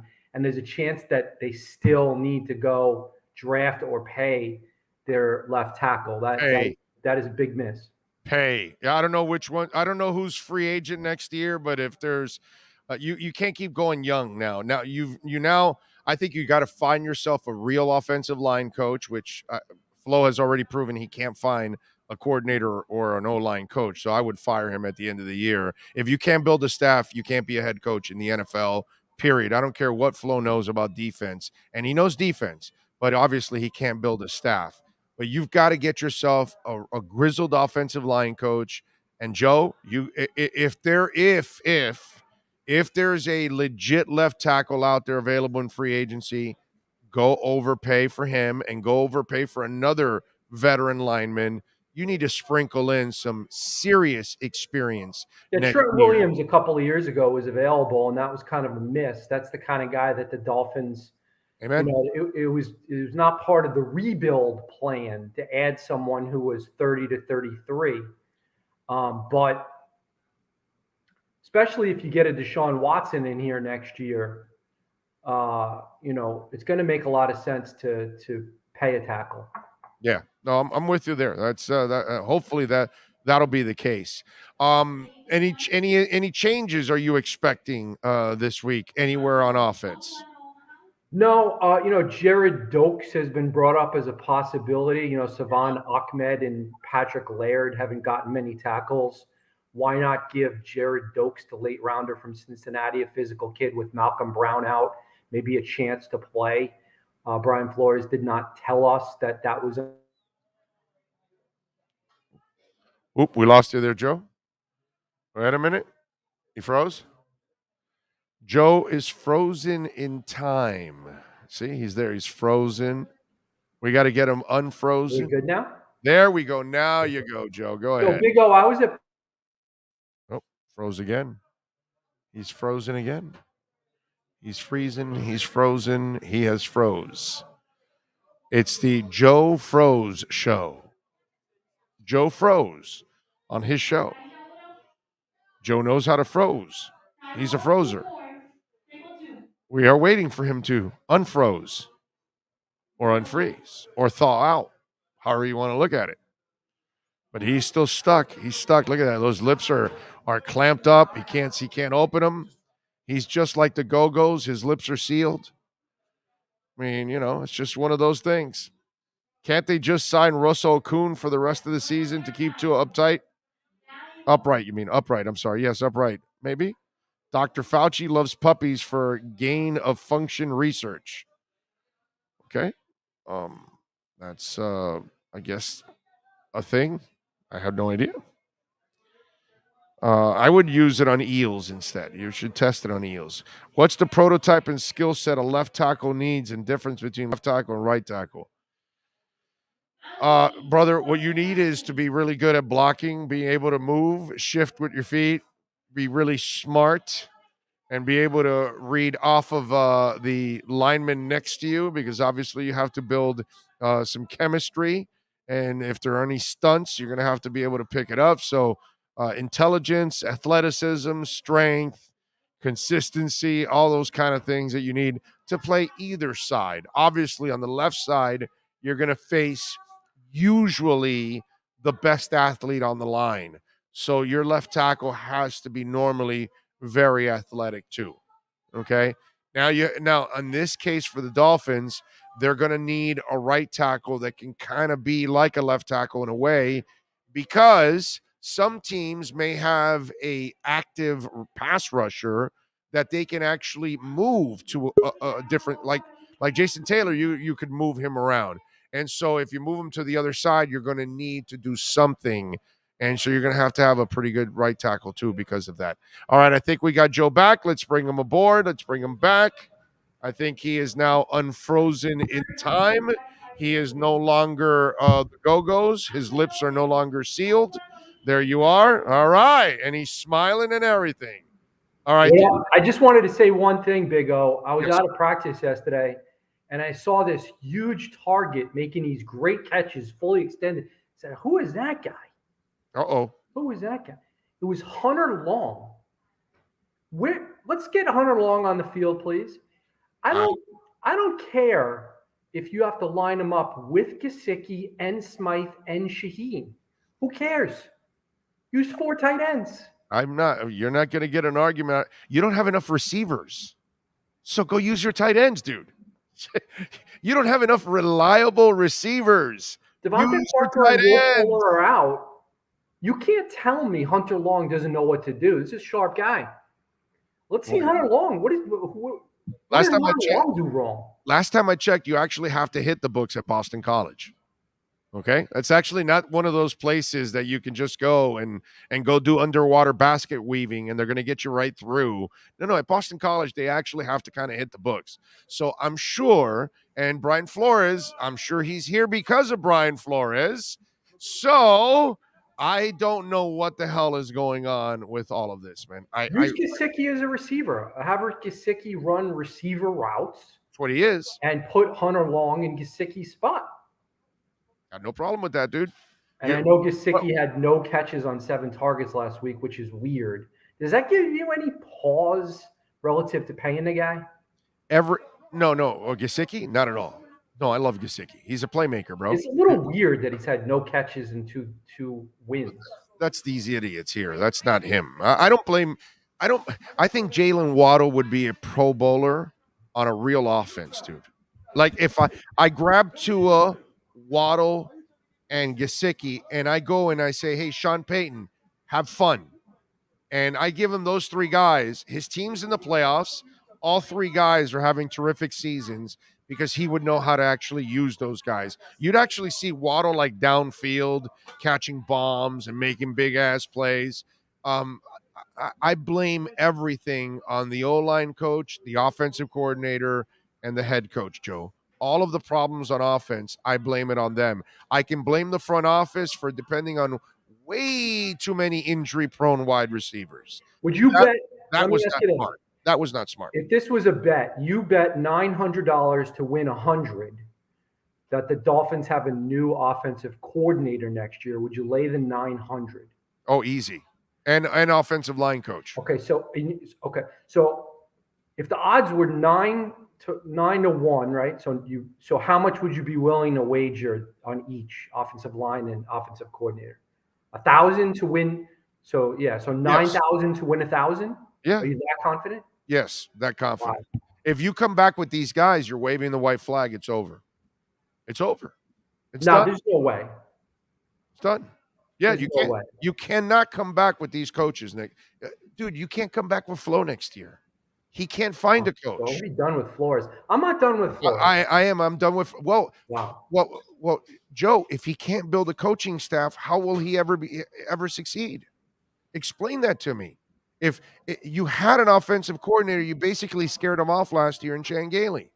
Well, he wasn't the long-term solution. He was a stopgap solution. But dude, I would stopgap with his ass until I find like a real coordinator. And then instead, you scared off that guy, and you came up with this, concoction of 3 guys, 3 stooges arguing about calls every 40 seconds. I mean, that's stupid. It was ridiculous. It was a miscalculation. And he's going to be on his critical 4th errors of the Brian Flores era. Yeah, and he's going to be on his 4th offensive line coach if he hires another one. I mean, dude, if you can't find an offensive line coach or offensive coordinator, you cannot be a head coach. You can't be a CEO, Joe, if you can't replace your managers. You can't be a casino manager if you can't replace your dealers. You can't be any kind of a leader of any kind of a business if you cannot replace your good employees, because all good employees will move on, will get elevations, will better themselves, and you will have to replace good employees. This guy replaces one shitty employee with another shitty employee. That does not make any sense. Yeah, but I will say this. There's only so many NFL offensive coordinator positions available. That's 32. Right. And so when you have an opportunity to hire a Cliff Kingsbury type who breaks free because he's the head coach at Texas Tech and he gets fired, okay, which is what USC did. And then, of course, they lost him to the NFL. But there's always going to be guys like that who maybe didn't work as head coaches, but are now suddenly free. And he should hire someone like that, someone who's a proven, established offensive play caller. So I am picking the Dolphins to win this week. I wanted to let you know that before I roll here in a couple of minutes. Dolphins, I believe I picked them to cover. So Dolphins to cover. Nice. I'm not too worried about Joe Flacco instead of Zach Wilson. I like them destroying Zach Wilson. I still think they beat up Joe Flacco. Oh, yeah, so do I. I definitely. Stiff-ass Flacco, he can't move around.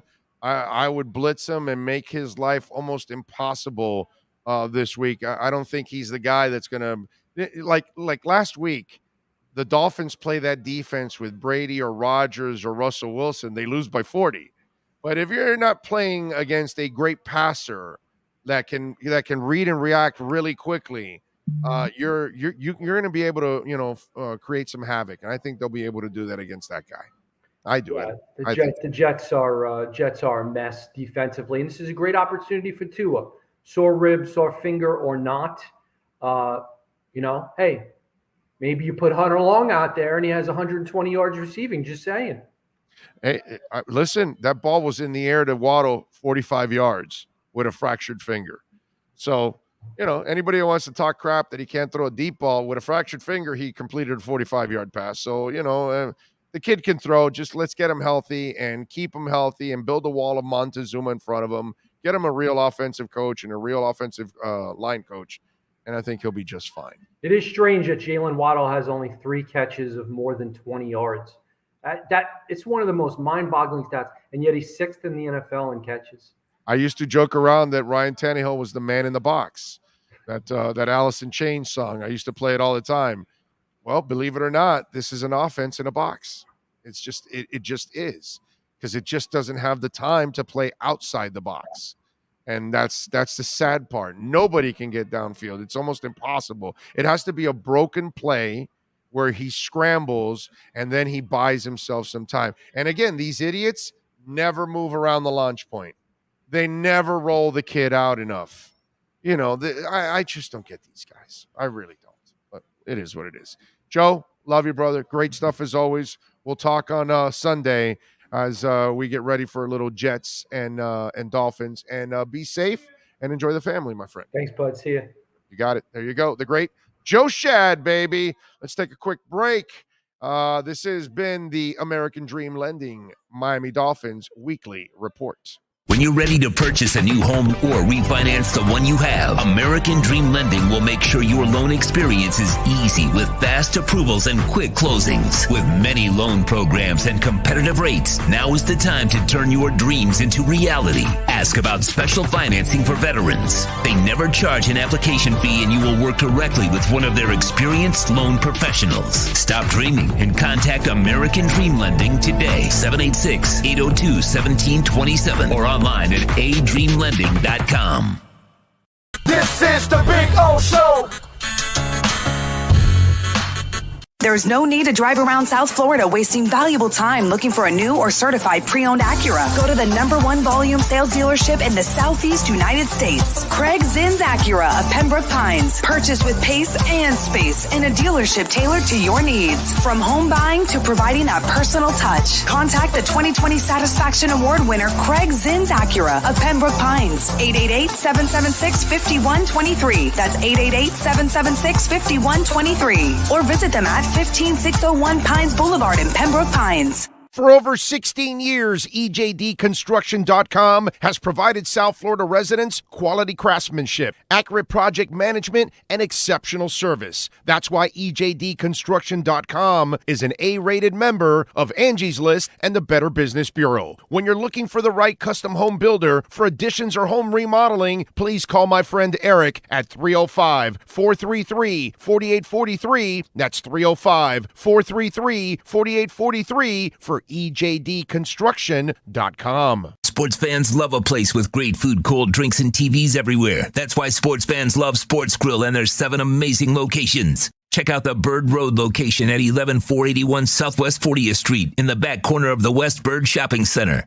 Sports Grill is also now offering some great employment opportunities. All kinds of positions are now available, from kitchen to hosting. Call for more information at 305-485-8845. From wraps to salads to amazingly delicious specialty dishes, Sports Grill is the home to the legendary special grilled wings. Since 1987, Sports Grill, good food, good drink, and good friends.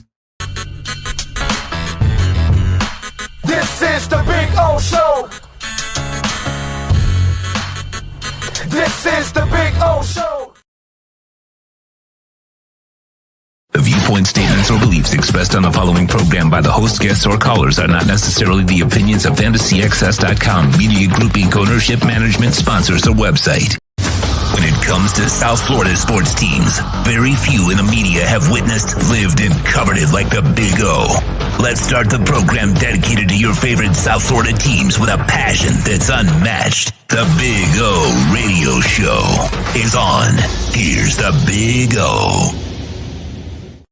Righty, welcome back to beautiful Hialeah Park. Yes, sir. We will carry you here till 1 o'clock.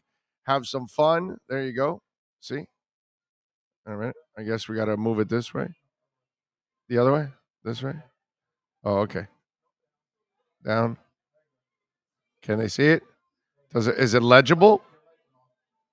Oh. There you go. Purchase 666. I went with the 666. I went with the little Iron Maiden, little number of the beast. CKB, baby. Told you to take advantage. A little dip, take advantage. Little dip, little dip, little dip. You know, that's how it goes. Take advantage, man. You got to do that. Anyway, we thank Joe Shad. Excellent work by him. What was I read one that was kind of funny. It says, Alexander Cabrera says, damn, the agenda flow sucks. Give the man a break. I can't give him a break anymore. You know what I mean? I can't. One of you also put that I think his ego is the problem or something like that. And it's true. Okay. It is true. I think his ego gets in the way, but if you can't hire a coaching staff, you can't be a head coach. You just can't. You fail at the job. And why do you think why are we going to give him another year to not be able to find the coaches? And it's a year that he comes back on a hot seat. How does that make any sense? Come on, ladies and gentlemen. That just doesn't make any sense. By the way, we're out here at Hialeah Park. We will be out here every Thursday. We're out here at the poker room, so come on out. They do a great job out here at the poker room, man. You can come out here, enjoy it. They got all the gaming machines downstairs, restaurants. You can eat something, have yourself a little drink, wager on any of the tracks across the country and Champions Sports Lounge. I don't know if I can talk about the other thing. They haven't told me if I can talk about the other thing yet. But anyway, so there's, more things coming, and boxing is coming also to Hialeah Park too.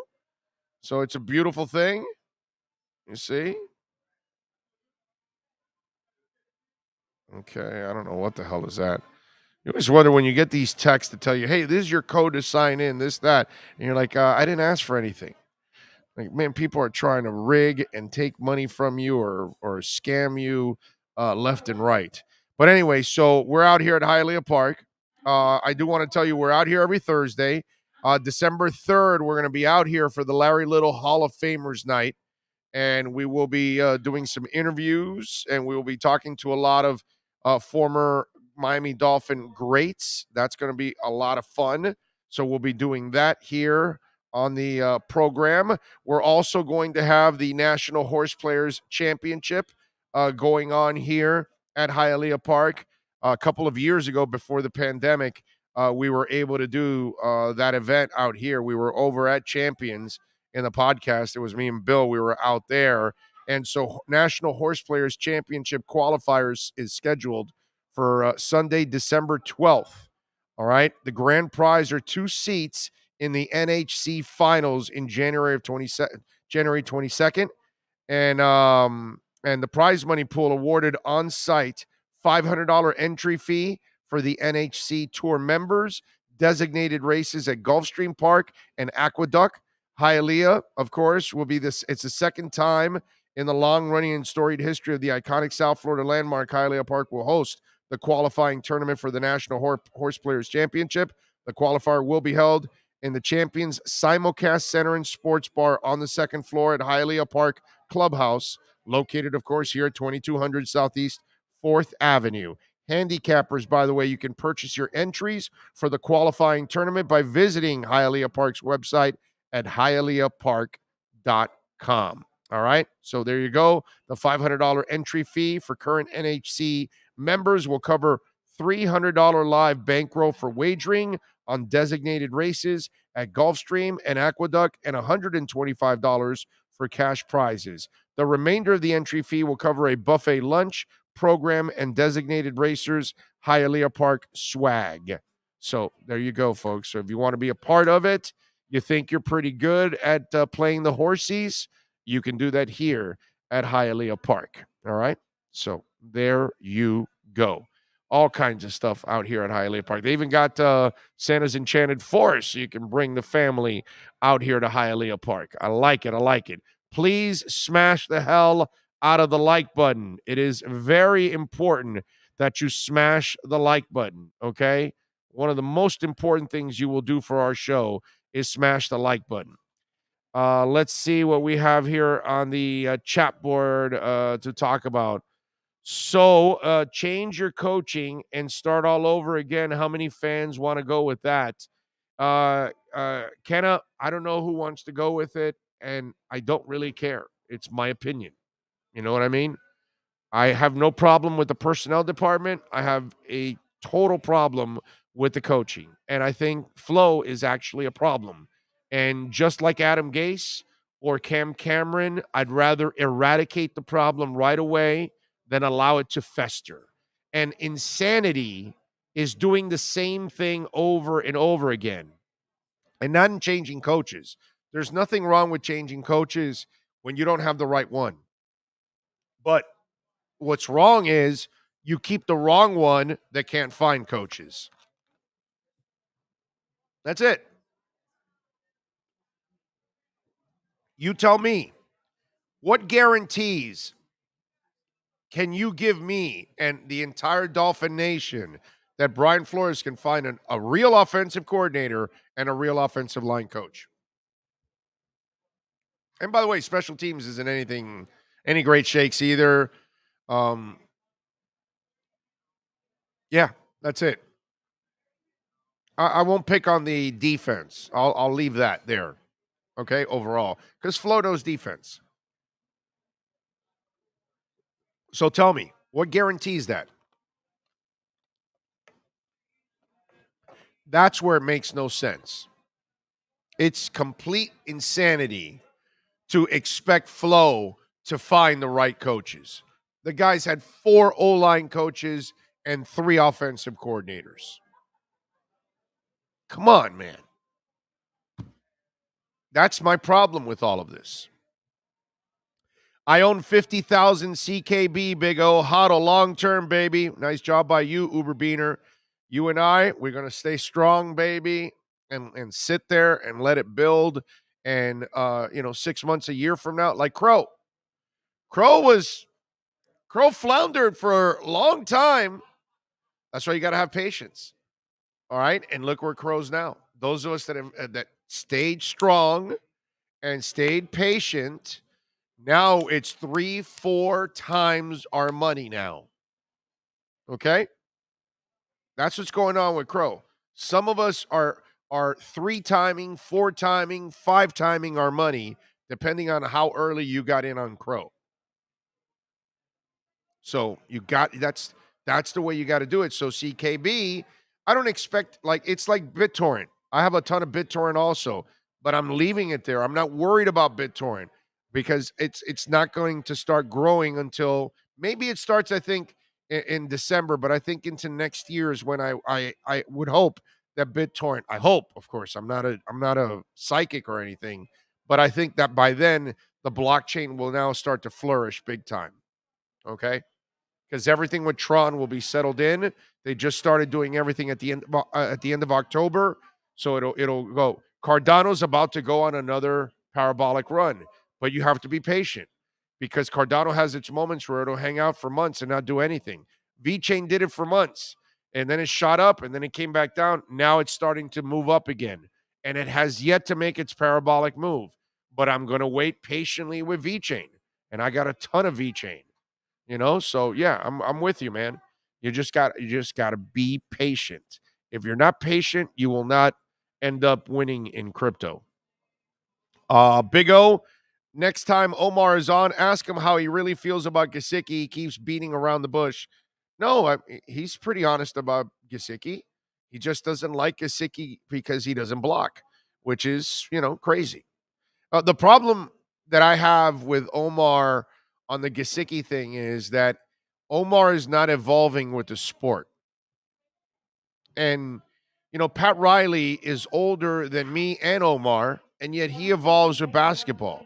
He wants his team to play defense, but Duncan doesn't play defense, but he evolves because he knows Duncan's skill set is so special that very few people in the world can shoot like Duncan Robinson. So that's why he has him. Well, how many people in the world can catch the ball better than Gesicki? A handful of guys. So that's why Gesicki is special. And he has to understand that he refuses to change with the game. And that's where Omar is kind of like the old man on the lawn at this moment with that. He has not evolved. And he needs to evolve. He has to understand that the sport evolves. Things change.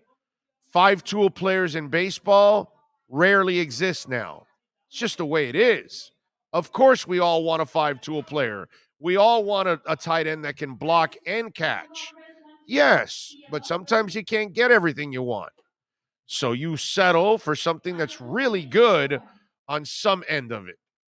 Okay, this guy's not a power hitter, but he's a singles hitter, so he's going to get on base a lot. We could drive him in. Let's use him. Big O, in your opinion, who's the worst 0-16 team in history? 08 Lions, 17 Browns. Oh, I don't know, dude. I don't know. It's just not a conversation I really care to have, Jeremy. Sorry about that. Juan says Cardano and Matic are solid, but corrections still going on and continue until Bitcoin hits 20-week moving average of 53K. And so then how do you expect how do you explain Crow, dude? What does that have to do with Bitcoin? I get it, bro. Everybody thinks that everything's driven by Bitcoin, and it is. Obviously, now it is. But Cardano made moves without Bitcoin a couple of months ago when Bitcoin was kind of, fluttering. And it was kind of trading sideways. So I'm not sure if you really follow this, okay? Go look a couple of months back when Cardano made a move. It was without Bitcoin. Bitcoin wasn't moving. So that's not accurate. Let's see. What else? Talk some Panthers, Big O. Revenge game tonight. Yes, you are correct, sir, against the Devils at Florida Live Arena. The question is Barkov. How hurt is Barkov tonight? Is he playing or not? Now, they should be able to beat the Devils even without Barkov. Yes. I don't believe he's playing. I believe Brunette said he's week to week. Okay. So no surgery required. All right, good. But he is going to be week to week. So he's weak. So he's definitely out. I'm guessing he's out. Yeah, week to week means he's out today for sure. Then okay, I missed that. I didn't know he was week to week. But they still should beat the Devils. So yeah, I mean, listen, the way Bob's playing right now, this is the Bob that you wanted. This is the Bob you signed.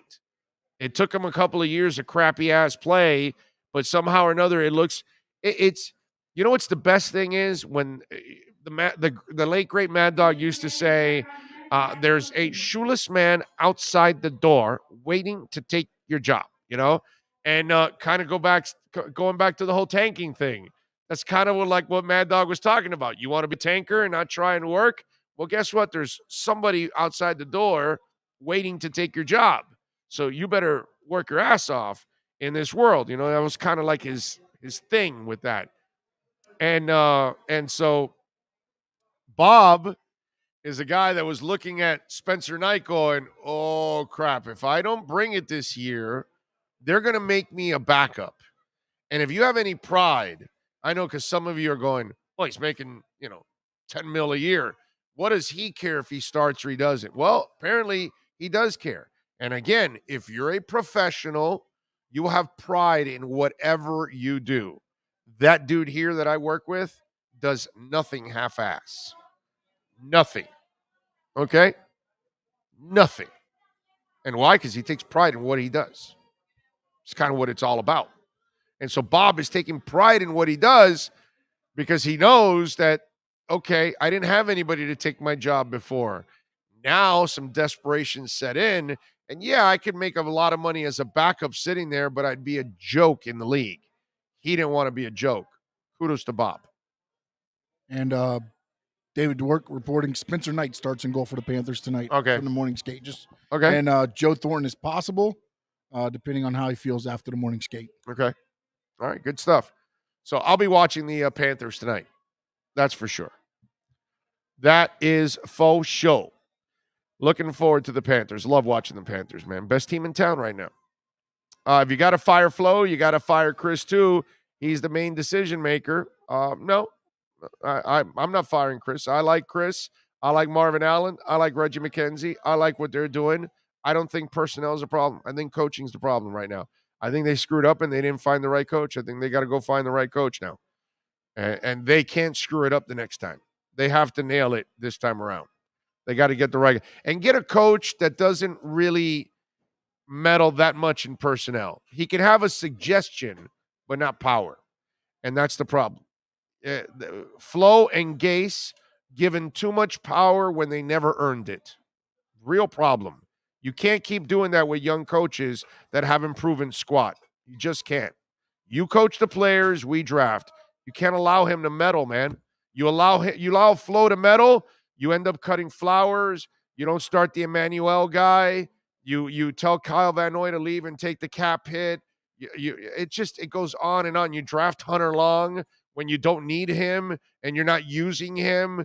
These are all these stupid ass things that have gone on, and it's been Flo's influence in a lot of this. Bobby McCain's gone. You could have used him in the transition early on in the season at safety while you're bringing along Javon Holland and Brandon Jones, but you didn't. And so you eliminated all these leaders on defense. You made the team younger, and that wasn't the GM. And the GM brought him Fitzpatrick, but Flo wants Brissett. See what I'm saying? So no, I disagree with you. Chris Grier needs to hire the next coach and make sure that the next coach is not a meddler in personnel, and he understands that. Big O, which would you prefer for a possible coach replacement, Chuck Pagano or Jim Caldwell? Well, how do you know Jim Caldwell can coach? He has some issues. He had some personal issues. He's only a consultant now, dude. So I don't even know if they can coach, and I don't want Chuck Pagano. So I got your answer there. One, I don't know where Jim Caldwell stands health-wise, so to assume that he can coach, don't know. And Chuck Pagano, That's the whole connection type of crap that we're getting with Chuck Pagano and all that. No, he does nothing for me as a head coach. Big O, I'm a fan of using someone's talents, gifts versus focusing on weaknesses. Many companies lose good people because they don't focus on talent. True that. Everyone pleased buy the dips.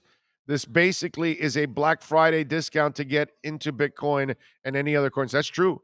Right now, if you've never been into Bitcoin, it's probably a nice little time to stash a little money on Bitcoin. Where Bitcoin is down a little bit. Let's see where we're at right now.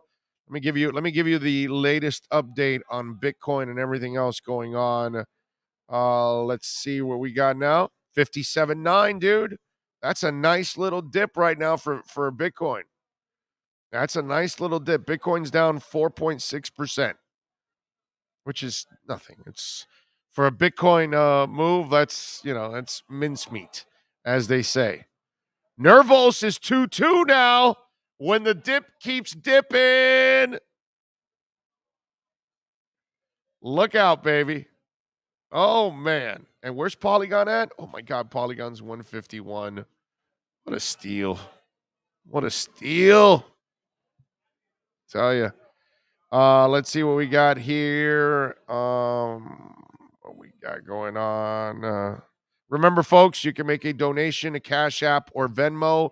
The links are there on YouTube. If you're listening on the podcast, Cash Big O Show, Cash App or Venmo, Cash Big O Show to help us grow, folks.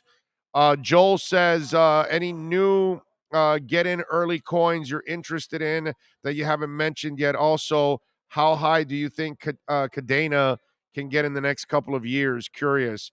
Cadena's very interesting, man. That's a good one. You can, by the way, you can get it in KuCoin. if you're looking for Cadena, because you can't find Cadena on crypto. It's not on Coinbase. By the way, I realize now, I have a friend in New York, and I didn't realize that for those of you that live in New York, and I don't know how it is in Jersey or in some of the other neighboring states, but I don't know if you know this. The people in New York, they can't go on to crypto.com. They have no access to OKCoin. They have no access to KuCoin. They have no access to Voyager. They have no access to eToro. They only can get Coinbase. Why is that? I don't know. The state just doesn't allow it. New York State doesn't allow it.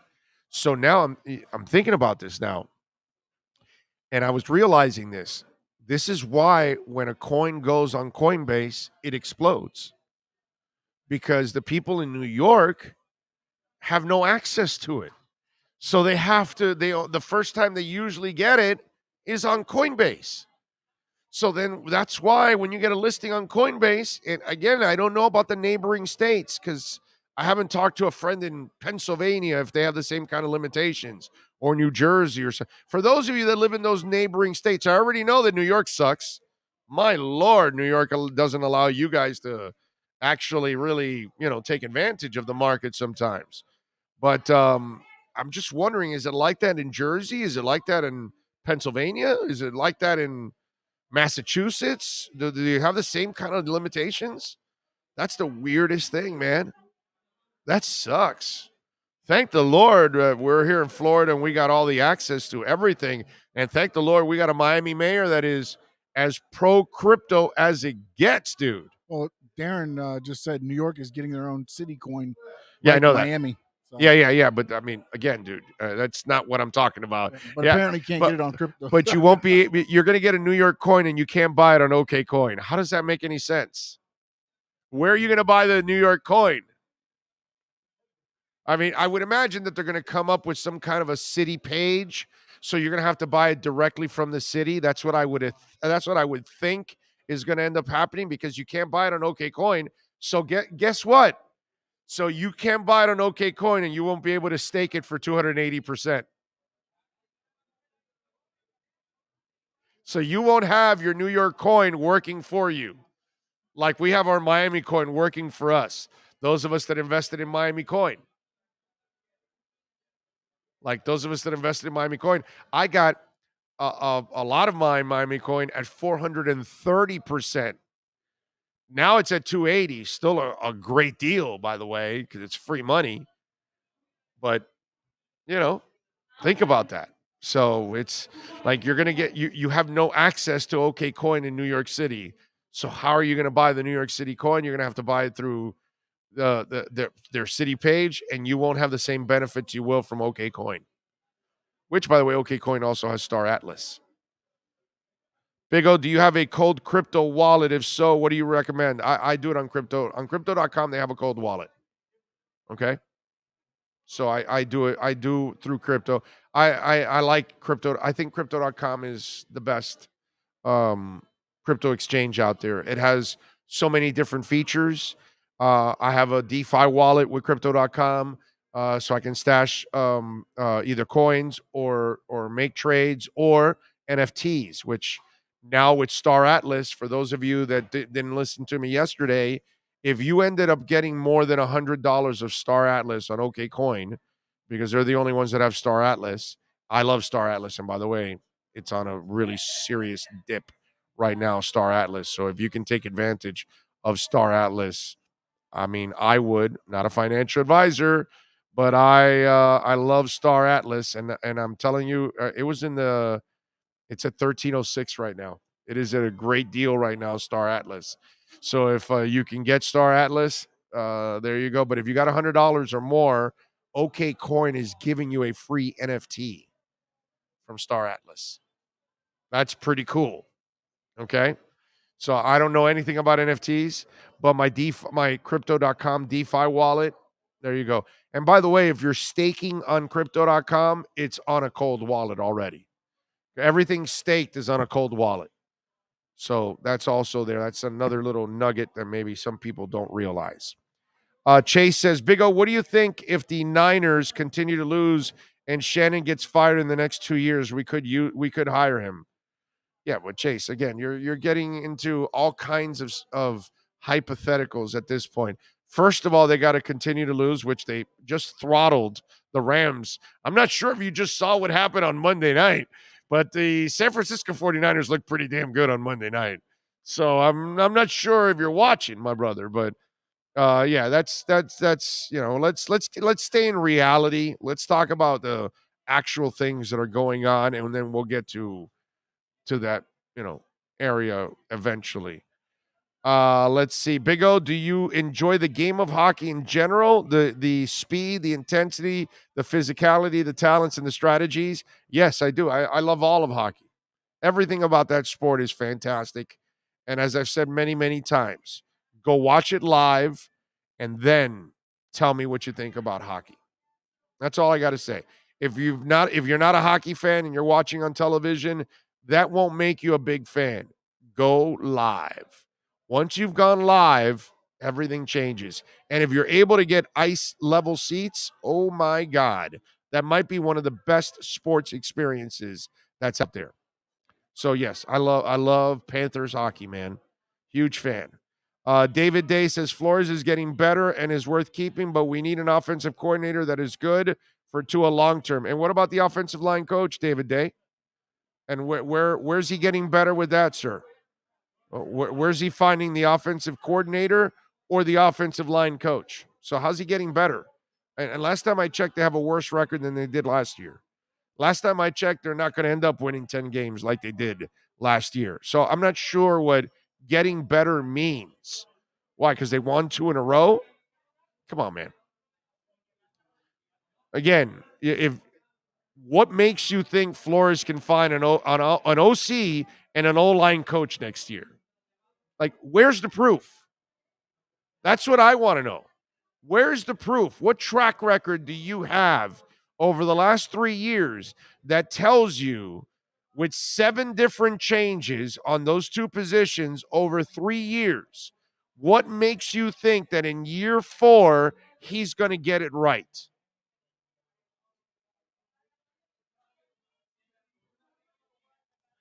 Let's see. Big O, Jim Caldwell was one of the head coaching candidates for the Texans when Bill got fired and was a strong candidate between him and Cully.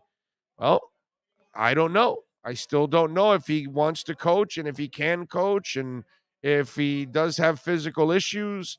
I haven't heard anything. So when they fire Flo, if they fire Flo, then we'll talk about, candidates. At this moment, I'm not going to waste my time talking about candidates when the guy is still in place.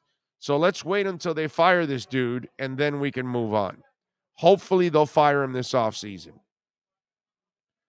The trend in success lends more towards offensive-minded young coaches like Kingsbury, McVay, LaFleur, Staley. If Finns can't hire a retread, then teams forced to promote an assistant from another team.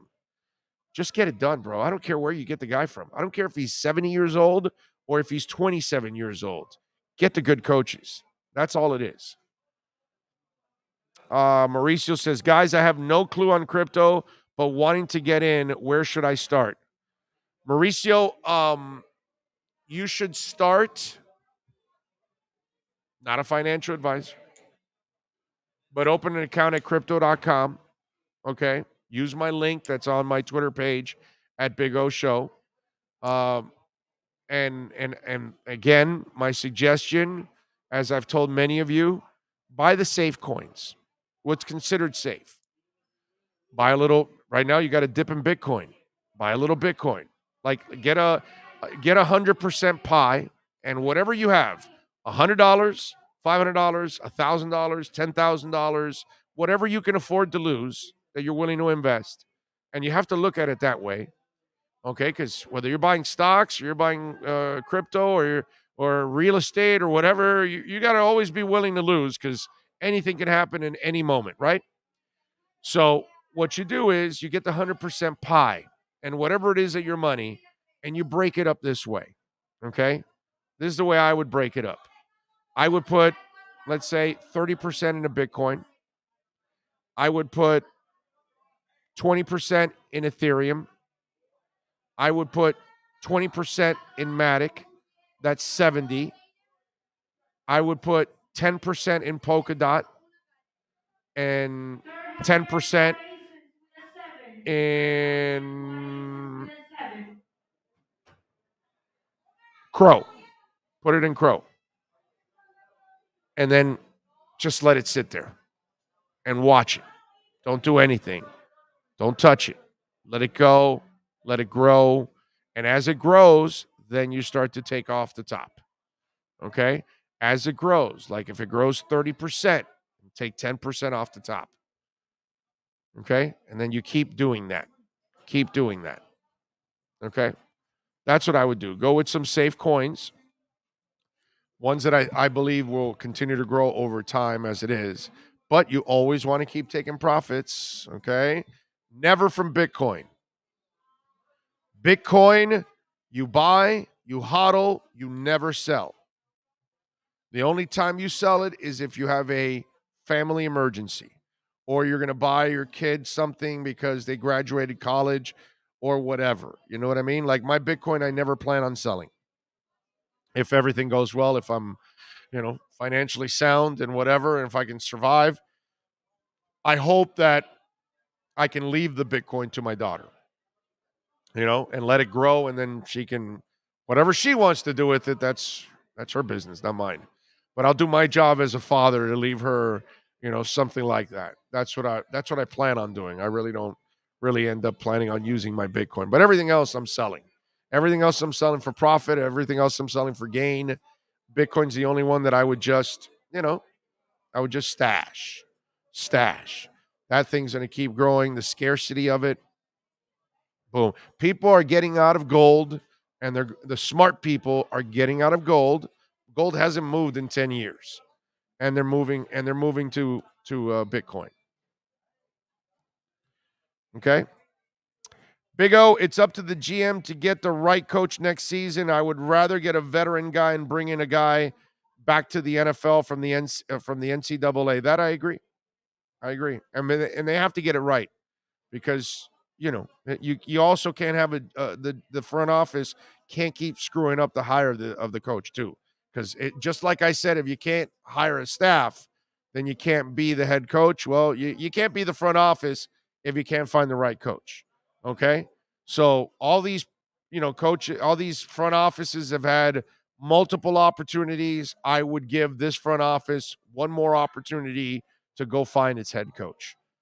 And get a head coach that can actually build a staff. If you can't build a staff, you can't be a head coach. So Flores gets 8 wins or better. You fire Flores, you are crazy. No, Manny, you're crazy to think that they're going to run the table, my brother. Okay. Do you have Sheba, Big O? Do you listen to the show? Yes, I do. I have Sheba. I think I just said in the first hour that I pulled my investment from Sheba already. And so now I'm just going to wait and start to pull profits. Richard says, can you always be wrong? Yes, all the time. Every moment of every waking day, I'm wrong. Is icing damaging the ice? Yeah, I'm telling you, it's something that we need to, it's a cause that we all need to pull forward to, that we've got to all band together and stop icing. Yeah, it's just not a good thing. Let's see. It is a disease in our country, icing. When it comes to staking, does it matter if the coin you're staking is on a dip or a run? No, not at all. Doesn't matter. You stake it. VeChain as well. Oh yes. Oh, I love VeChain. I'm an enormous believer in VeChain. What do you think about Cardano? Love Cardano, bro. Big bag of Cardano. Love Cardano. It's gonna grow like crazy. Big O, would you like to see Jared Dokes play? See what it's all about? Yeah, I do. But this is a bad offense and a bad offensive line, so it's not going to complement any running back that's on the field. You understand? So that's where it gets kind of iffy, as they say. I've been wondering, Tua would have a strong arm if he learned to throw with his natural stronger right arm. Yeah, well, Darren, it's a little late for that. The guy's won a national title. He's been one of the great quarterbacks from high school and college with the left arm. I don't think he needs to change any arms right now. I think he's just fine where he's at right now. Okay. Little late for that. And I think he's just fine. He just needs to fix his fractured finger. He needs a real offensive coordinator, a real offensive line coach. And then maybe he can actually go out there and have some success now. You know what I'm saying? That would be the key for him. All right, let's do this. Let's take a quick break. Let's get ready for hour number 3 on the program. Got a bunch of things I want to talk about. I do want to get into a little Dolphins, some stuff that they did, so a couple moves. What else do we have? I got to get into a little stuff. There's disturbing things also going on in football that I found. We got a bunch of things that we get to when we come back right here on the Big O Radio Show. This is the Big O Show. Sports fans love a place with great food, cold drinks, and TVs everywhere. That's why sports fans love Sports Grill and their 7 amazing locations. Check out the Bird Road location at 11481 Southwest 40th Street in the back corner of the West Bird Shopping Center. Sports Grill is also now offering some great employment opportunities. All kinds of positions are now available from kitchen to hosting. Call for more information at 305-485-8845. From wraps to salads to amazingly delicious specialty dishes, Sports Grill is the home to the legendary special grilled wings. Since 1987, Sports Grill, good food, good drink, and good friends. It's the Big O Show. You're tuned in to the hottest sports radio. When you need your warehouse looking good while staying efficient, there's only one place to find the finest racks in the business. Pallet Rack City in Hialeah. 305-424-8547. That's 305-424-8547. Pallet Rack City is the company you need when you want your warehouse sporting the finest racks in the business. After all, who doesn't love a great rack? Pallet Rack City. 305-424-8547. That's 305-424-8547. Orlando, a.k.a. the Big O. He covers all the South Florida teams. For over 16 years, EJDconstruction.com has provided South Florida residents quality craftsmanship, accurate project management, and exceptional service. That's why EJDconstruction.com is an A-rated member of Angie's List and the Better Business Bureau. When you're looking for the right custom home builder for additions or home remodeling, please call my friend Eric at 305-433-4843. That's 305-433-4843 for EJDconstruction.com. Dolphins to the heat, well, you know what I mean. Monday to Friday, Probably Pablo in the... There's no need to drive around South Florida wasting valuable time looking for a new or certified pre-owned Acura. Go to the #1 volume sales dealership in the Southeast United States. Craig Zinn's Acura of Pembroke Pines. Purchase with pace and space in a dealership tailored to your needs. From home buying to providing that personal touch. Contact the 2020 Satisfaction Award winner Craig Zinn's Acura of Pembroke Pines. 888-776-5123. That's 888-776-5123. Or visit them at 15601 Pines Boulevard in Pembroke Pines. Show O's on the radio, the top's where we gonna go, Miami, that's the way we roll.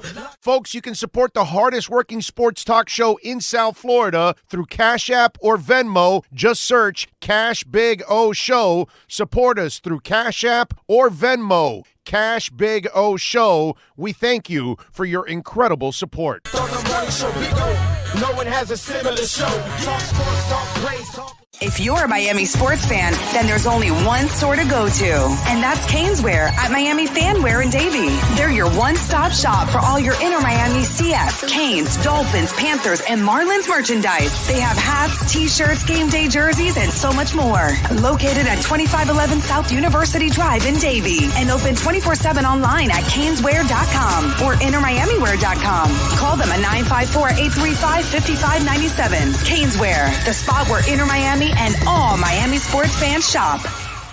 Live and direct, because nobody do it better than Big O in the set. From sunrise, listen live.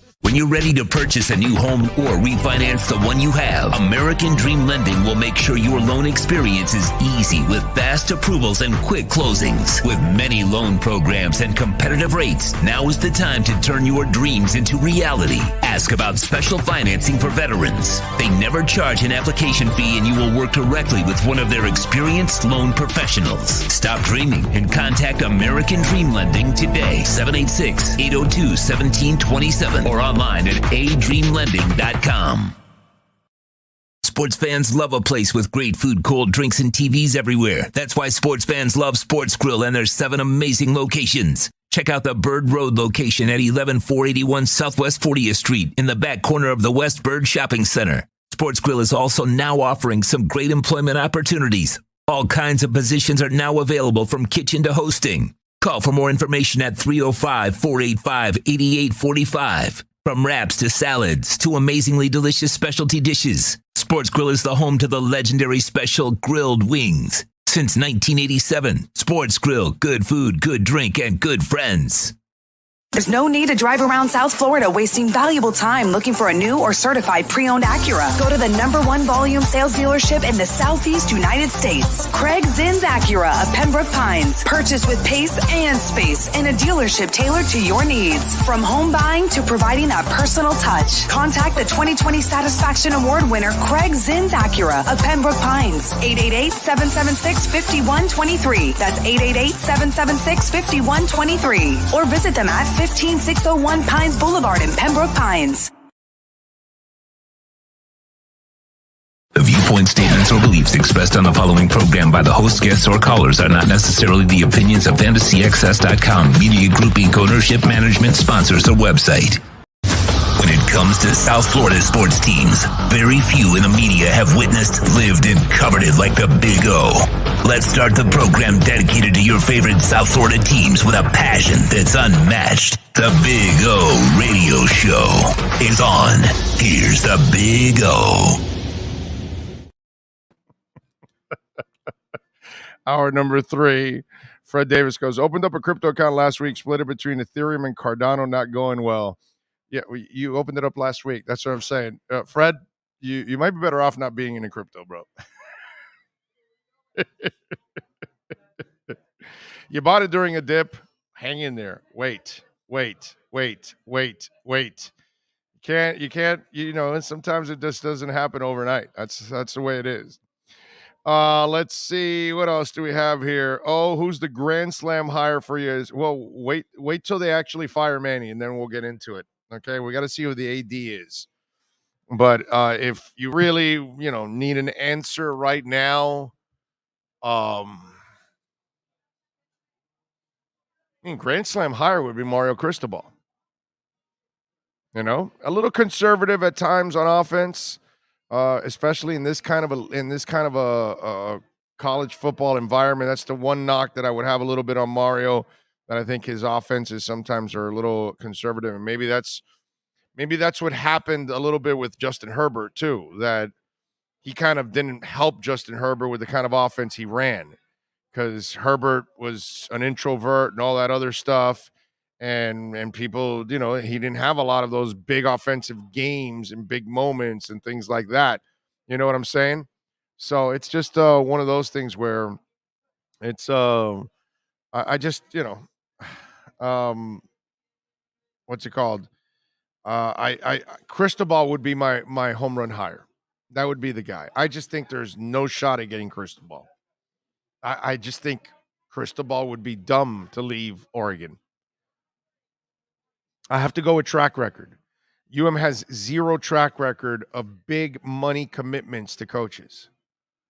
And I don't know if I still don't know if they're really willing to do. I don't know if they're willing to. I read Barry Jackson's article on the buyouts that are required to get Cristobal and all of that, and I don't know if they're willing to do all of that. First of all, I got to see you fire Manny Diaz, right? Because as I've told you, I think they're so cheap that they'll probably hang on to him for a year and wait till next year to fire him. That kind of deal. Like, whatever the AD comes in, the AD already knows, hey, listen, we don't want to swallow 2 years. So let's just, say you're assessing the situation with Manny for a year and this and that. And if they do that, then I know they're not really committed to actually getting a guy. The other guy that I've mentioned a few times is Luke Fickell. That's another guy. He's done a great job at Cincinnati at building a program. So maybe now you give him a bigger stage and it looks like he'll be all right. But again, Luke Fickell is going to be wanted by a whole bunch of other schools. That's the other thing that Miami is in the middle of. There are several other schools that are going to be looking for coaches, and those schools are used to spending way more money on their academic football teams than their football teams than Miami does. And that's the problem. So if you're up against USC, you're not going to spend more money than them normally. So they're going to get the better candidate. And that's going to be an issue for the Miami Hurricanes. But Cristobal and Luke Fickell would be two guys that I could tell you I would not be, complaining if they get those guys. I would be really, really happy overall. Let's see what else.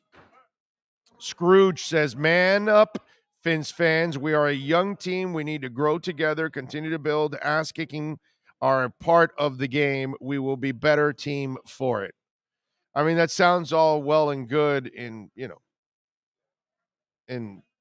some kind of a fantasy land, but we don't know if that's the reality, if they really are going to get better from that.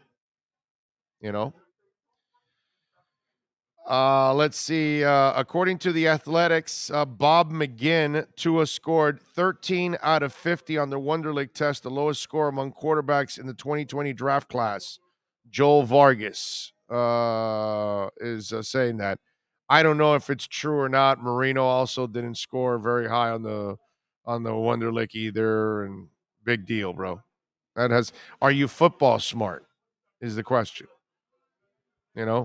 Joel, what you worry about with the Wonderlic, if anything, let me explain, because, people do stupid crap like what you just did right there, because you obviously have never covered a football team in your life and you've never been around it.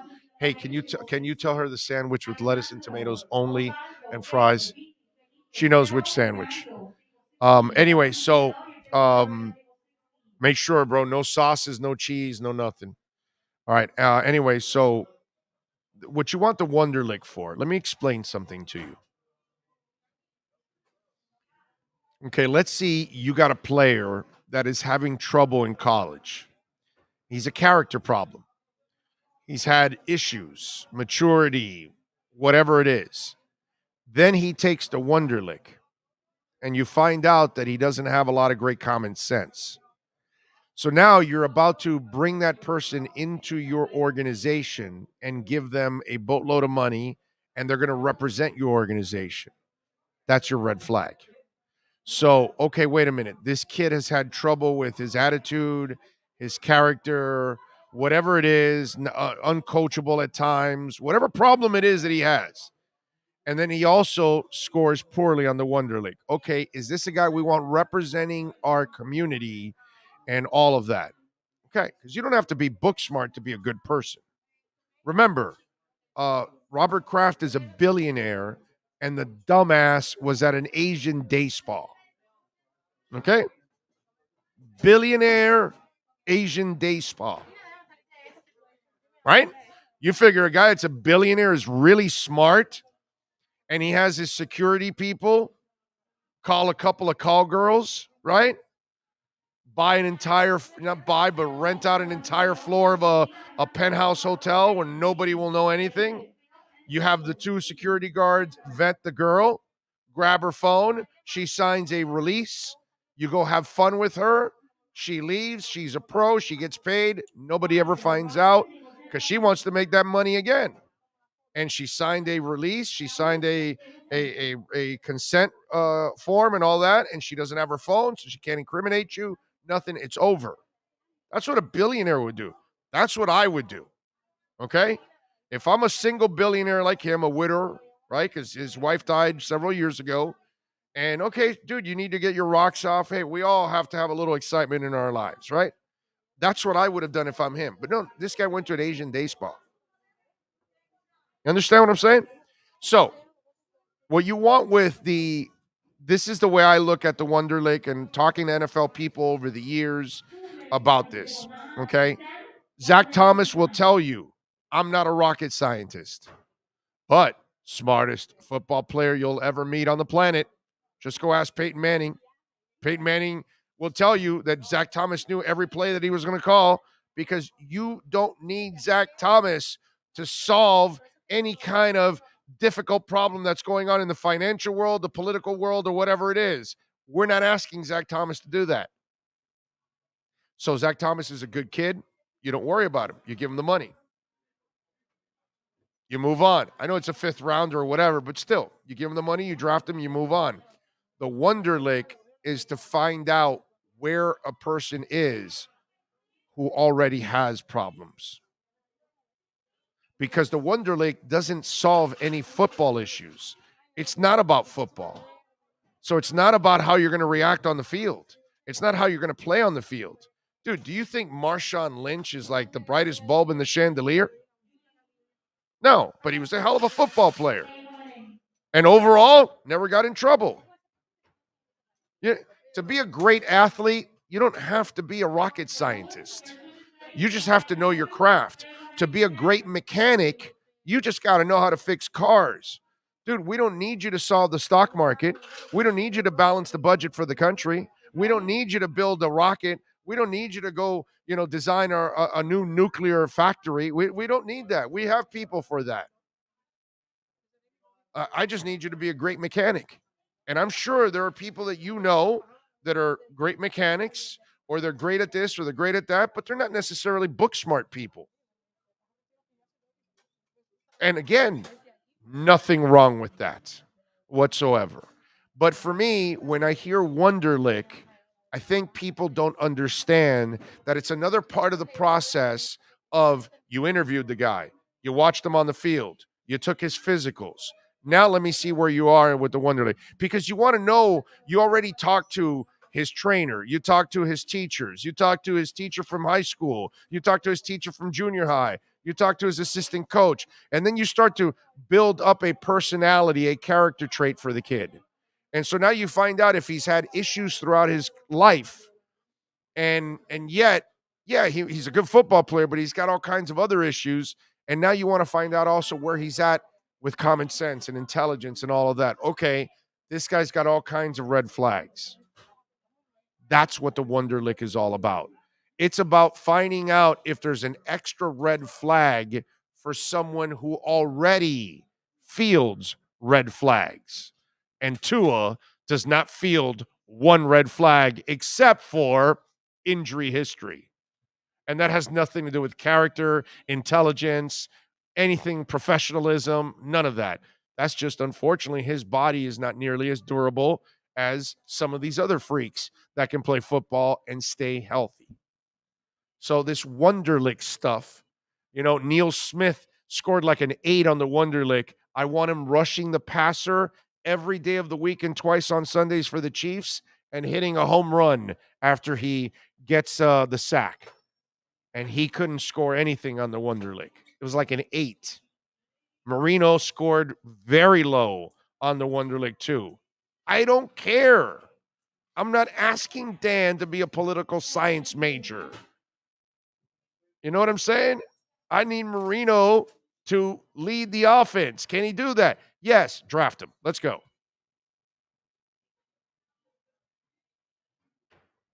So hopefully I've explained it to you and you understand that the Wonderlic is not used against a player for their football IQ.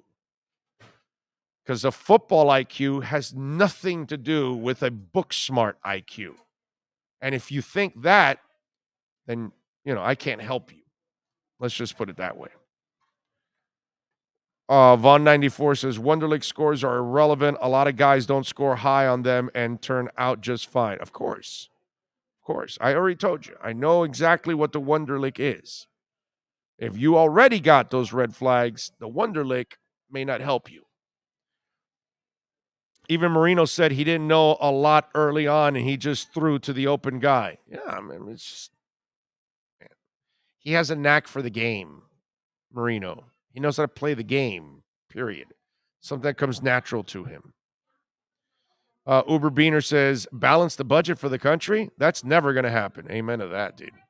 Amen to that. Democrat, Republican, we'll never vote in anybody that can actually balance the budget and run our country the right way, ever.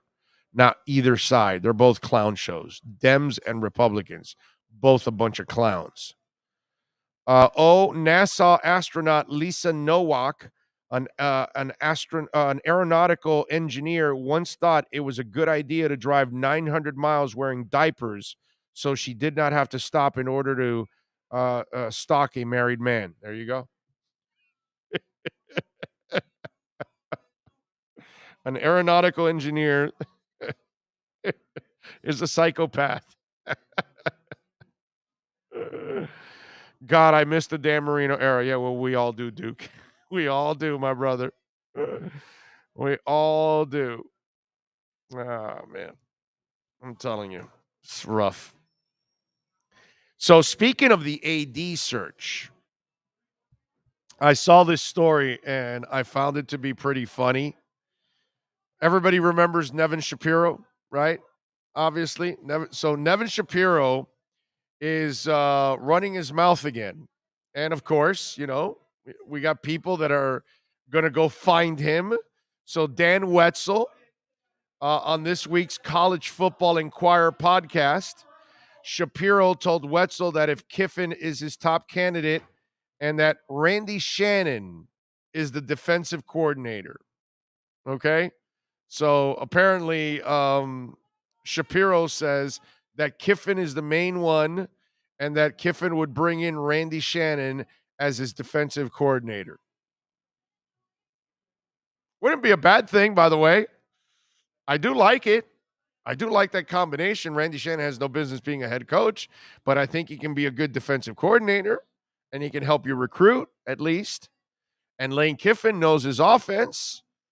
I mean, you know he'll get quarterbacks. Well, he already has one in Van Dyke. You know what I mean? Again, do you leave an SEC team to come to Miami who has no track record of providing coaches everything that they need in order to succeed? Or do you say, you know what? I'll take that job. Why? It's an easier road. I don't have to deal with Nick Saban and Kirby every year and LSU and everybody else in this damn conference that's a bitch to get through. All I got to deal with is Clemson. And if I can beat Clemson, then I'm off to the playoffs every single year. And then I got an open shot at Saban every once in a while. Maybe he wants to do that. I'm not sure. But I'll tell you this, I wouldn't mind Lane Kiffin. He did a really good job at FAU. Unlike, you know, Butch Davis and his tenure there, I was way more impressed on Lane Kiffin than I was with Butch. The only thing I worry about with Lane Kiffin is that he's a bit of a gypsy. You know, he doesn't really stay someplace very long. He moves on a consistent basis. So that would be my only concern. But, you know, Dan Wetzel going out there to find what's it called? Shapiro. I mean, that is crazy. And Shapiro saying that Kiffin is Miami's top candidate and Randy Shannon is the defensive coordinator. It says the rumor is intriguing, but also a little wild for a few reasons. One, Diaz has not been fired yet. Two, a new athletic director hasn't even been hired yet.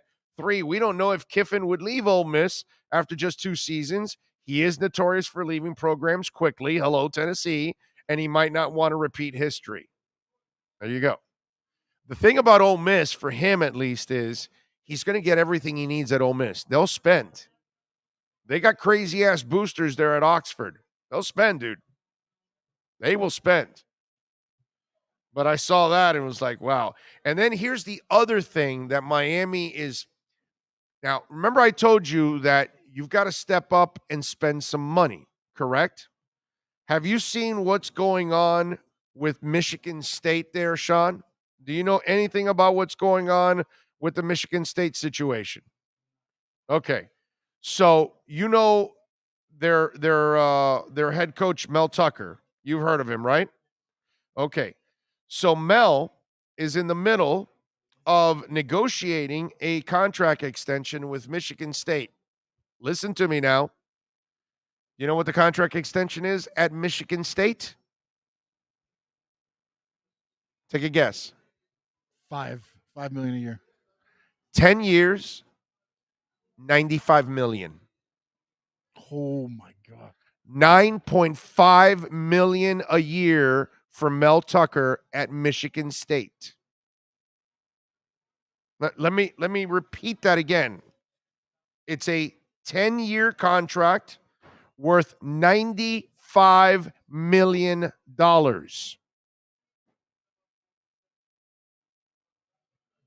Mel Tucker, who's done an awesome job over there, and obviously they felt like they have a coach, and so they want to keep him. But if you want to play with the big boys, ladies and gentlemen, then you've got to write big, fat checks. Now, let me ask you, Sean, does the $95 million cover his offensive and defensive coordinators? What would you think? No. Exactly. So, are you going to go find a coach, and is Luke Fickell or Lane Kiffin or Mario Cristobal going to tell you, well, Mel Tucker signed for $9.5 million for 10 years? You're going to have to match that or maybe better it. So this is why, this is why I've been so cynical about this for a couple of weeks. And yesterday, Matt Schildel joined me in the, okay, I hear it, but I want to see it to believe it category. You know what I mean? And I heard it. I want to see it to believe it. Because when I saw the Mel Tucker contract and I said, oh my God, that's Michigan State. That's not Michigan. That's not Alabama. That's not Ohio State. It's Michigan State that's going to pay $95 million for their head coach. Yes, if you think he's the guy, right? I mean, I get. I'm just saying. What was Saban making? He's probably going to make more now. Well, yeah, because he goes up. Doesn't he have that thing in his contract where he's always paid? Yeah, you'll have to, and if you, you'll have to pay him more. He's loving this. Oh, for sure. Sits back and collects for money. sure, of course. So let's also stay in the reality of all of this. So I would love to see the University of Miami spend. They have the money, but will they really do it is the question. And the first test is when they hire that AD, and you know what? Matt Schildel is right also about this yesterday. What AD do they hire? Do they hire a chump that's never done it and up and coming and all that kind of crap? Or are they going to hire a proven AD that's already built a program or two and that you're stealing him from somebody? Because that's where we ended up with Manny Navarro and with Matt Schildel on the show in the first couple of days this week. Is it's time to steal. It's time to take somebody's really good coach from somebody else. It's time to take somebody's AD from somebody else because you want to be better than them. And this is the test for the University of Miami. We're going to find out if they really want to spend $95 million for 10 years for Mel Tucker. Holy moly. I saw that and it was like, man, that's some crazy stuff.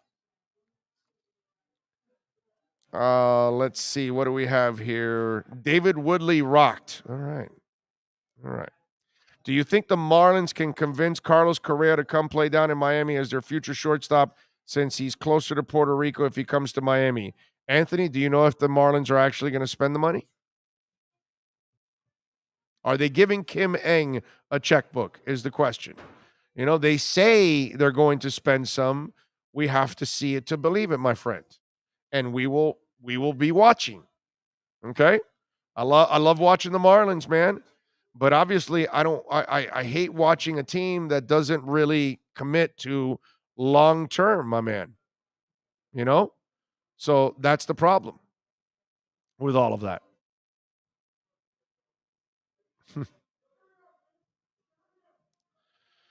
Oh, man. All right. 855-912-1056. Folks, don't forget to smash the hell out of the like button. It is so important that you smash the like button on there and help us grow. It helps us grow in a big-time way. Tomorrow, we're going to be at Caneswear in Davie from 10 to 1. So come on out and join us out there. Sean and I will be out there having some fun. Sunday, we're out at Sports Grill. All right. In Miami Lakes. I'm sorry, Miami Lakes. In Bird Road in 114th. I'm so used to the first 8 weeks. And we are 2-0 at Bird Road in Miami Lake. Bird Road in Miami. Okay. I got to leave the lakes out in Miami. So we are 2-0, folks. So come on out and join us, man. Let's make it 3-0. Let's beat the Jets. Let's have some fun. Let's cheer on Tua too, because that also makes that gets me jacked, man. That Tua is playing. Christian Wilkins, by the way, dealing with a quad injury. He missed practice yesterday. Tua is limited with the finger. Jones, Brandon Jones, that is, with the ankle, and Van Ginkel with the back, all limited in practice.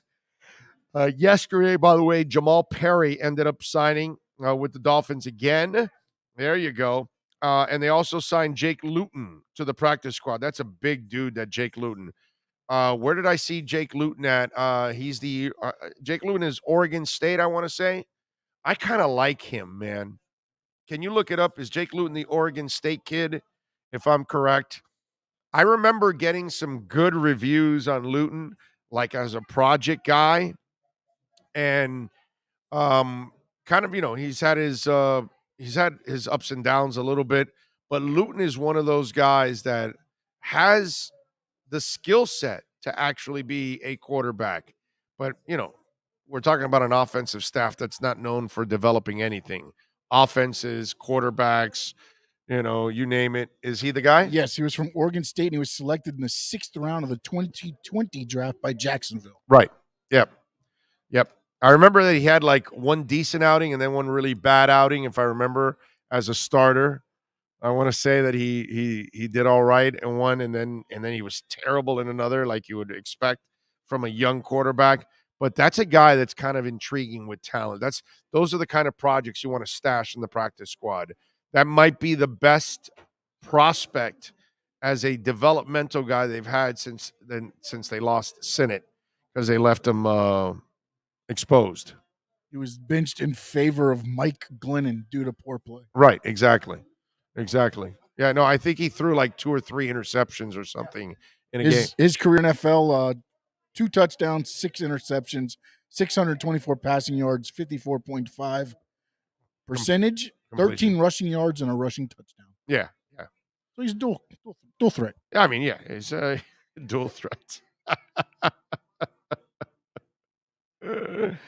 I love that. By the way, I hate to talk about this story in the way that I have to talk about it because I have no choice.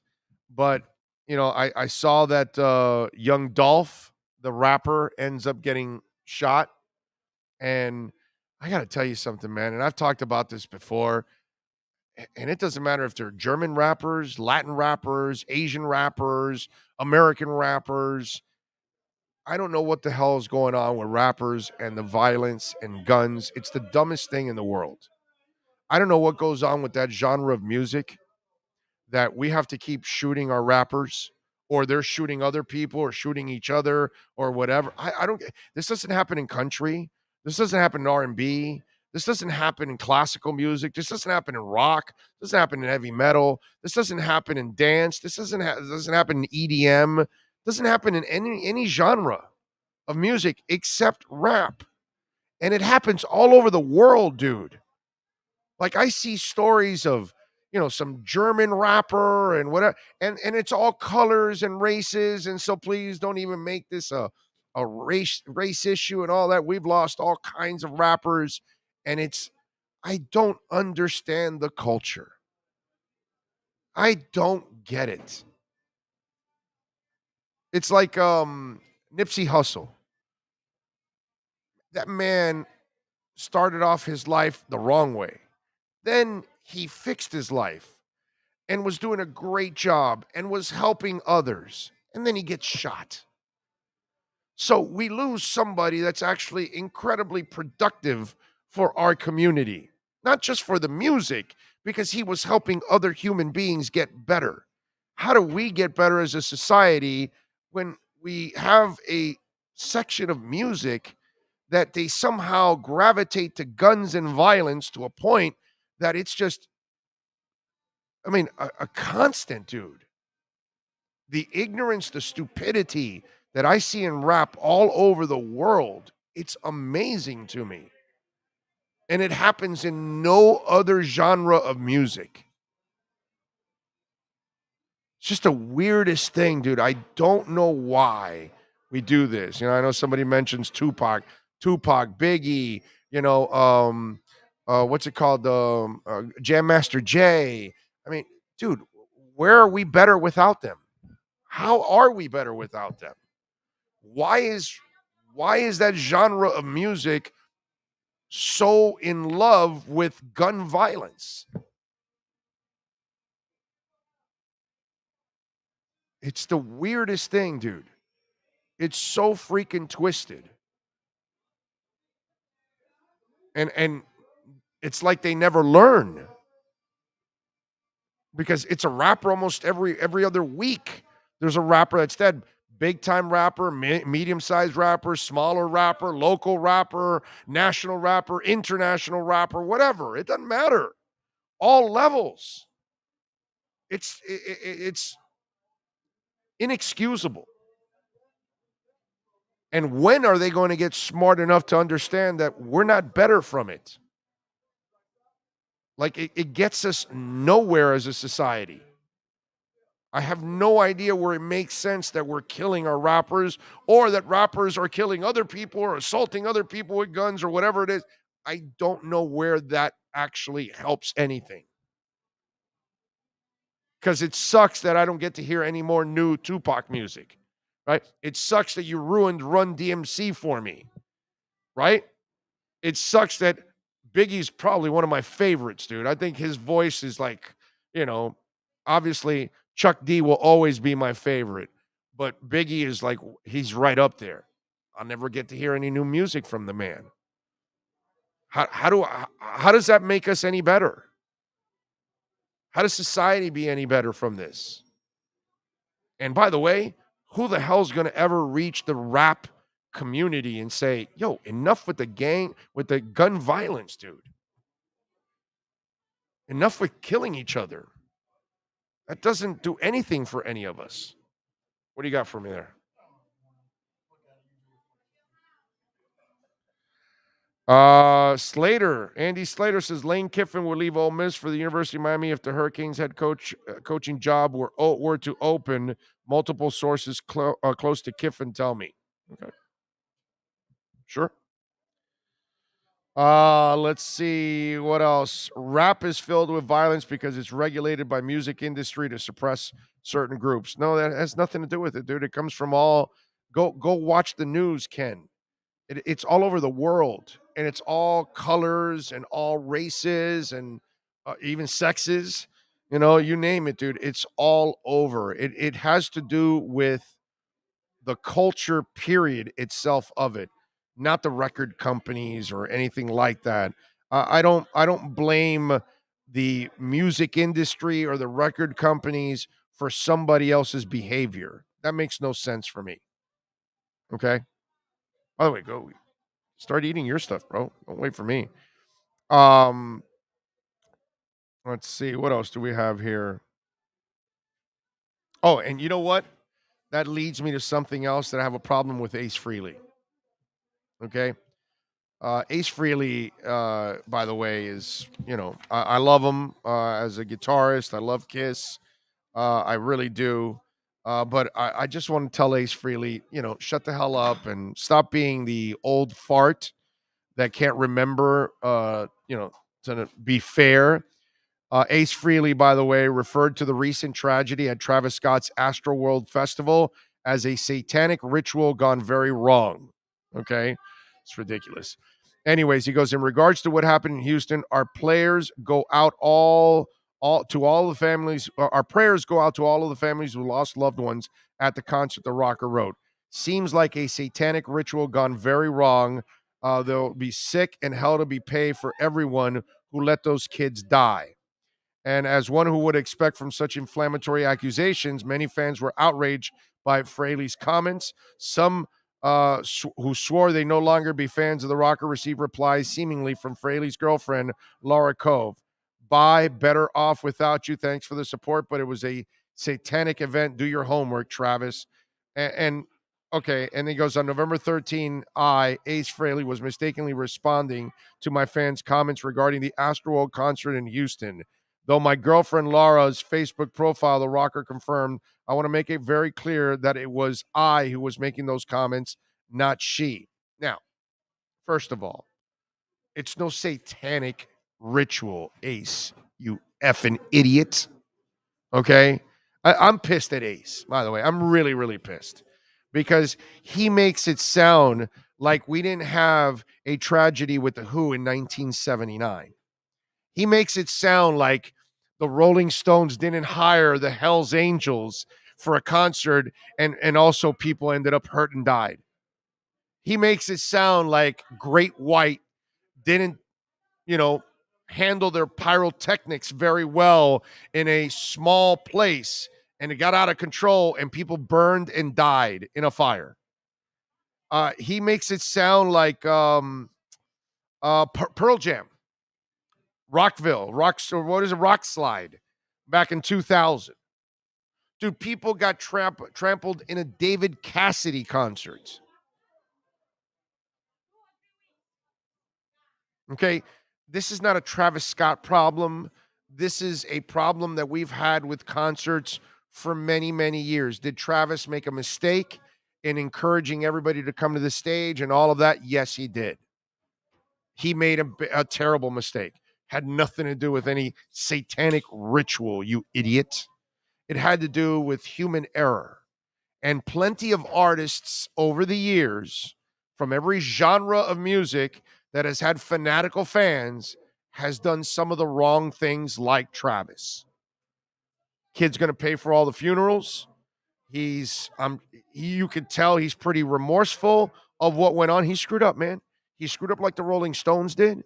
He screwed up like any other band in the history of time that has had, some kind of issues with, people and crowds and violence and all that kind of stuff. That happens. It's sad, but it happens. But it's not a satanic ritual. It's just another bad incident at a live concert event. And I saw the story of the 10-year-old kid that was there to see Travis Scott, and he got trampled because he was on his dad's shoulders, and he fell, and and the dad was also getting trampled, and by the time he recovered, he couldn't find his son. I mean, it's just tragic and scary, the stuff that's gone on. There he is, the man, the myth, the legend. So, let's slow down, okay? Ace Frehley, you 80-year-old idiot. Dolphin Leroy, thank you for a little love on the super chat. He says, love the rap topic. The promotion of gun violence and rap needs to go. Yeah, no, it's sad, man. It's sad. I feel bad. I feel bad that it does go on a lot. Let's talk a little Hialeah Park, since we are out here at Hialeah Park, which is now becoming the multifaceted entertainment destination here in South Florida. Steve Calabro, by the way, the man, the myth, the legend, the casino manager here at Hialeah Park. Steve, how you doing, baby? Good afternoon, Big O. How you doing? I'm doing great, man. Long I can't time complain. no see. It's been a little bit of a hiatus. Yes. COVID hiatus. Yeah, but we're back.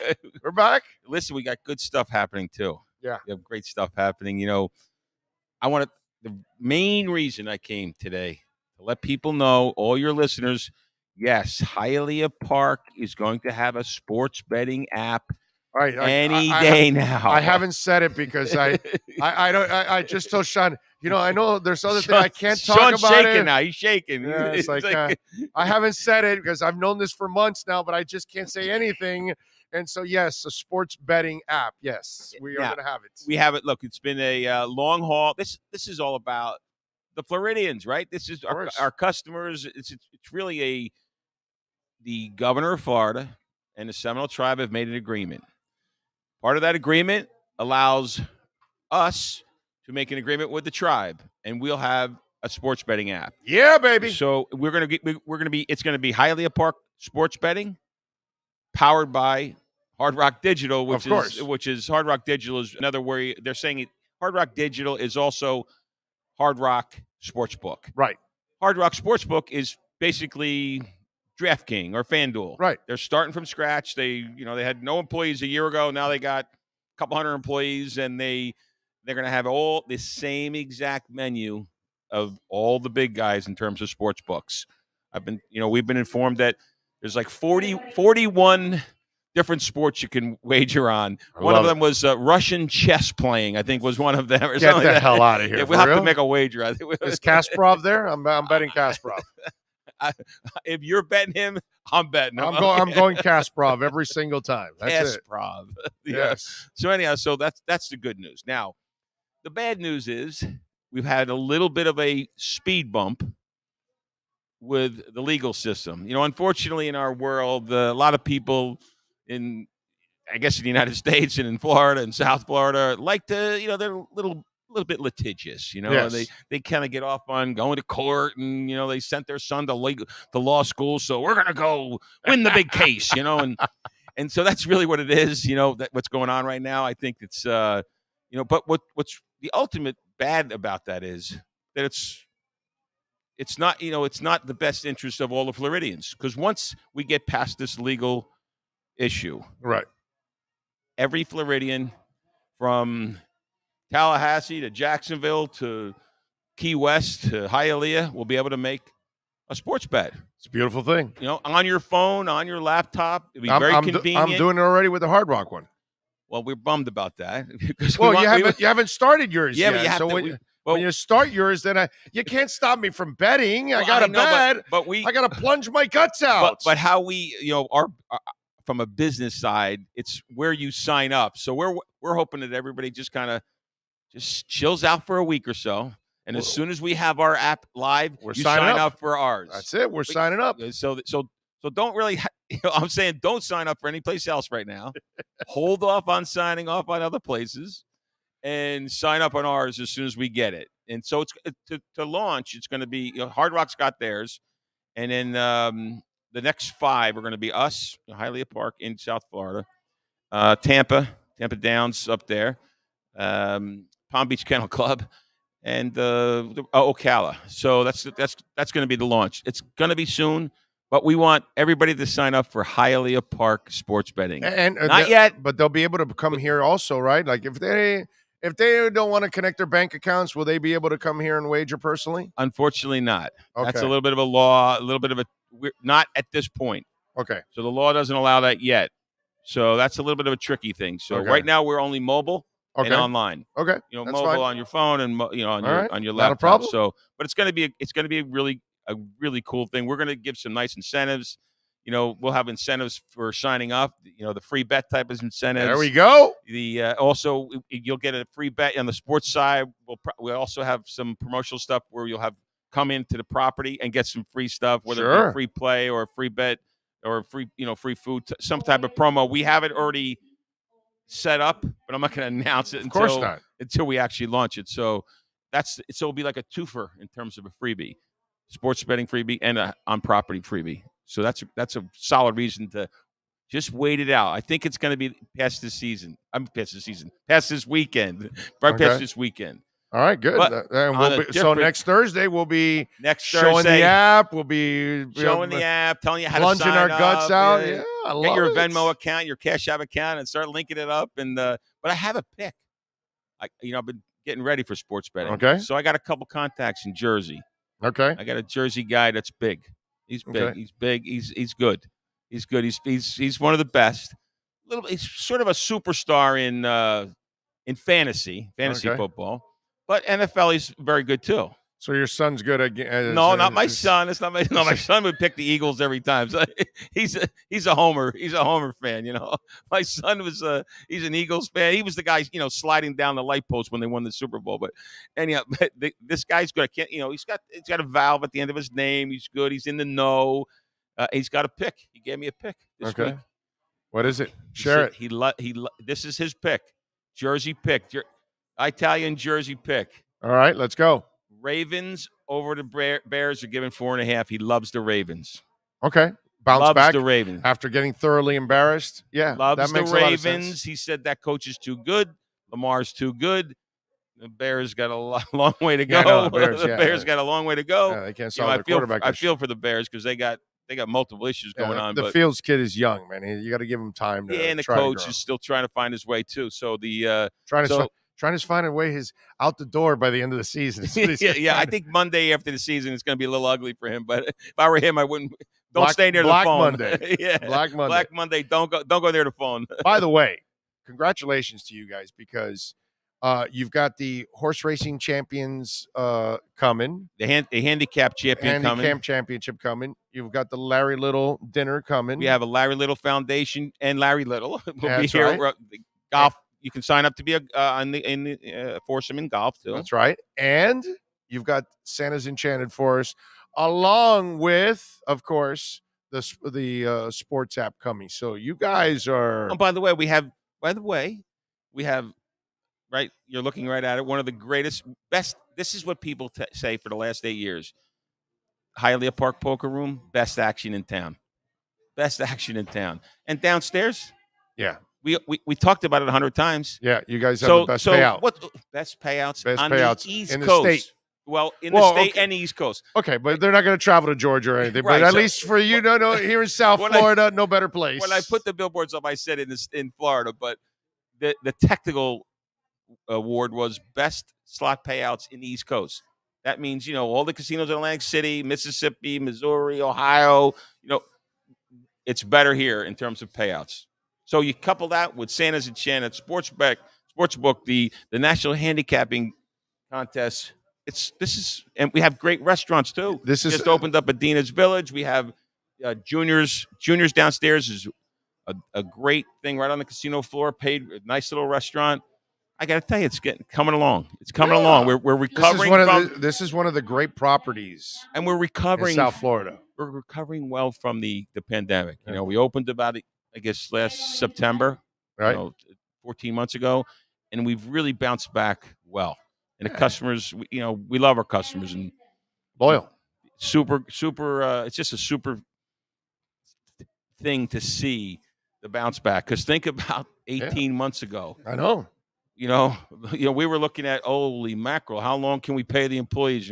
They got health insurance, but we got no revenue for the last 4 months. What's going on? Right, but, yeah.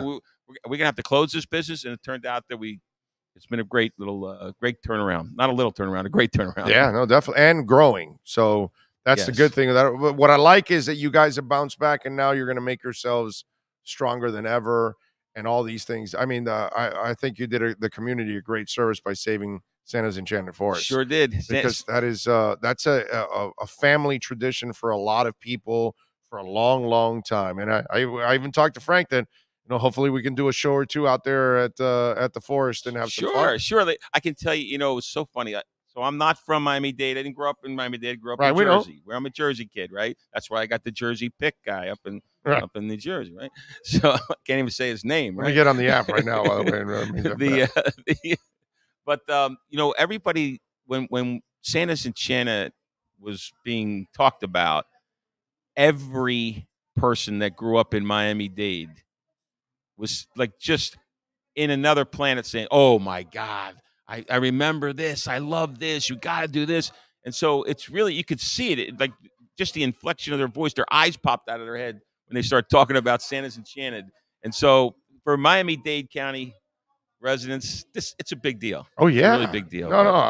I think some Broward residents also come down too. Sure. Overall, and then I'm sure we got some fans maybe in Monroe County that are coming up a little bit for it because it's just one of those events it's a cool time of the year, and you get to walk around with the family and you get that Christmas feel, man. It's just something, that holiday feel. Since we aren't up north and we don't get the snow, we don't have the real Christmas feel. You should be happy you don't have the snow. Oh, no, I'm super happy we don't have the snow, my brother. I'm super happy. Look, and hats off to the Bernetti family. Yes. That's the owners of Hialeah Park. And, that's right. John and Steve, they've done great. This all happened because of them. You know what I mean? So obviously. It's a really, they deserve a lot of credit.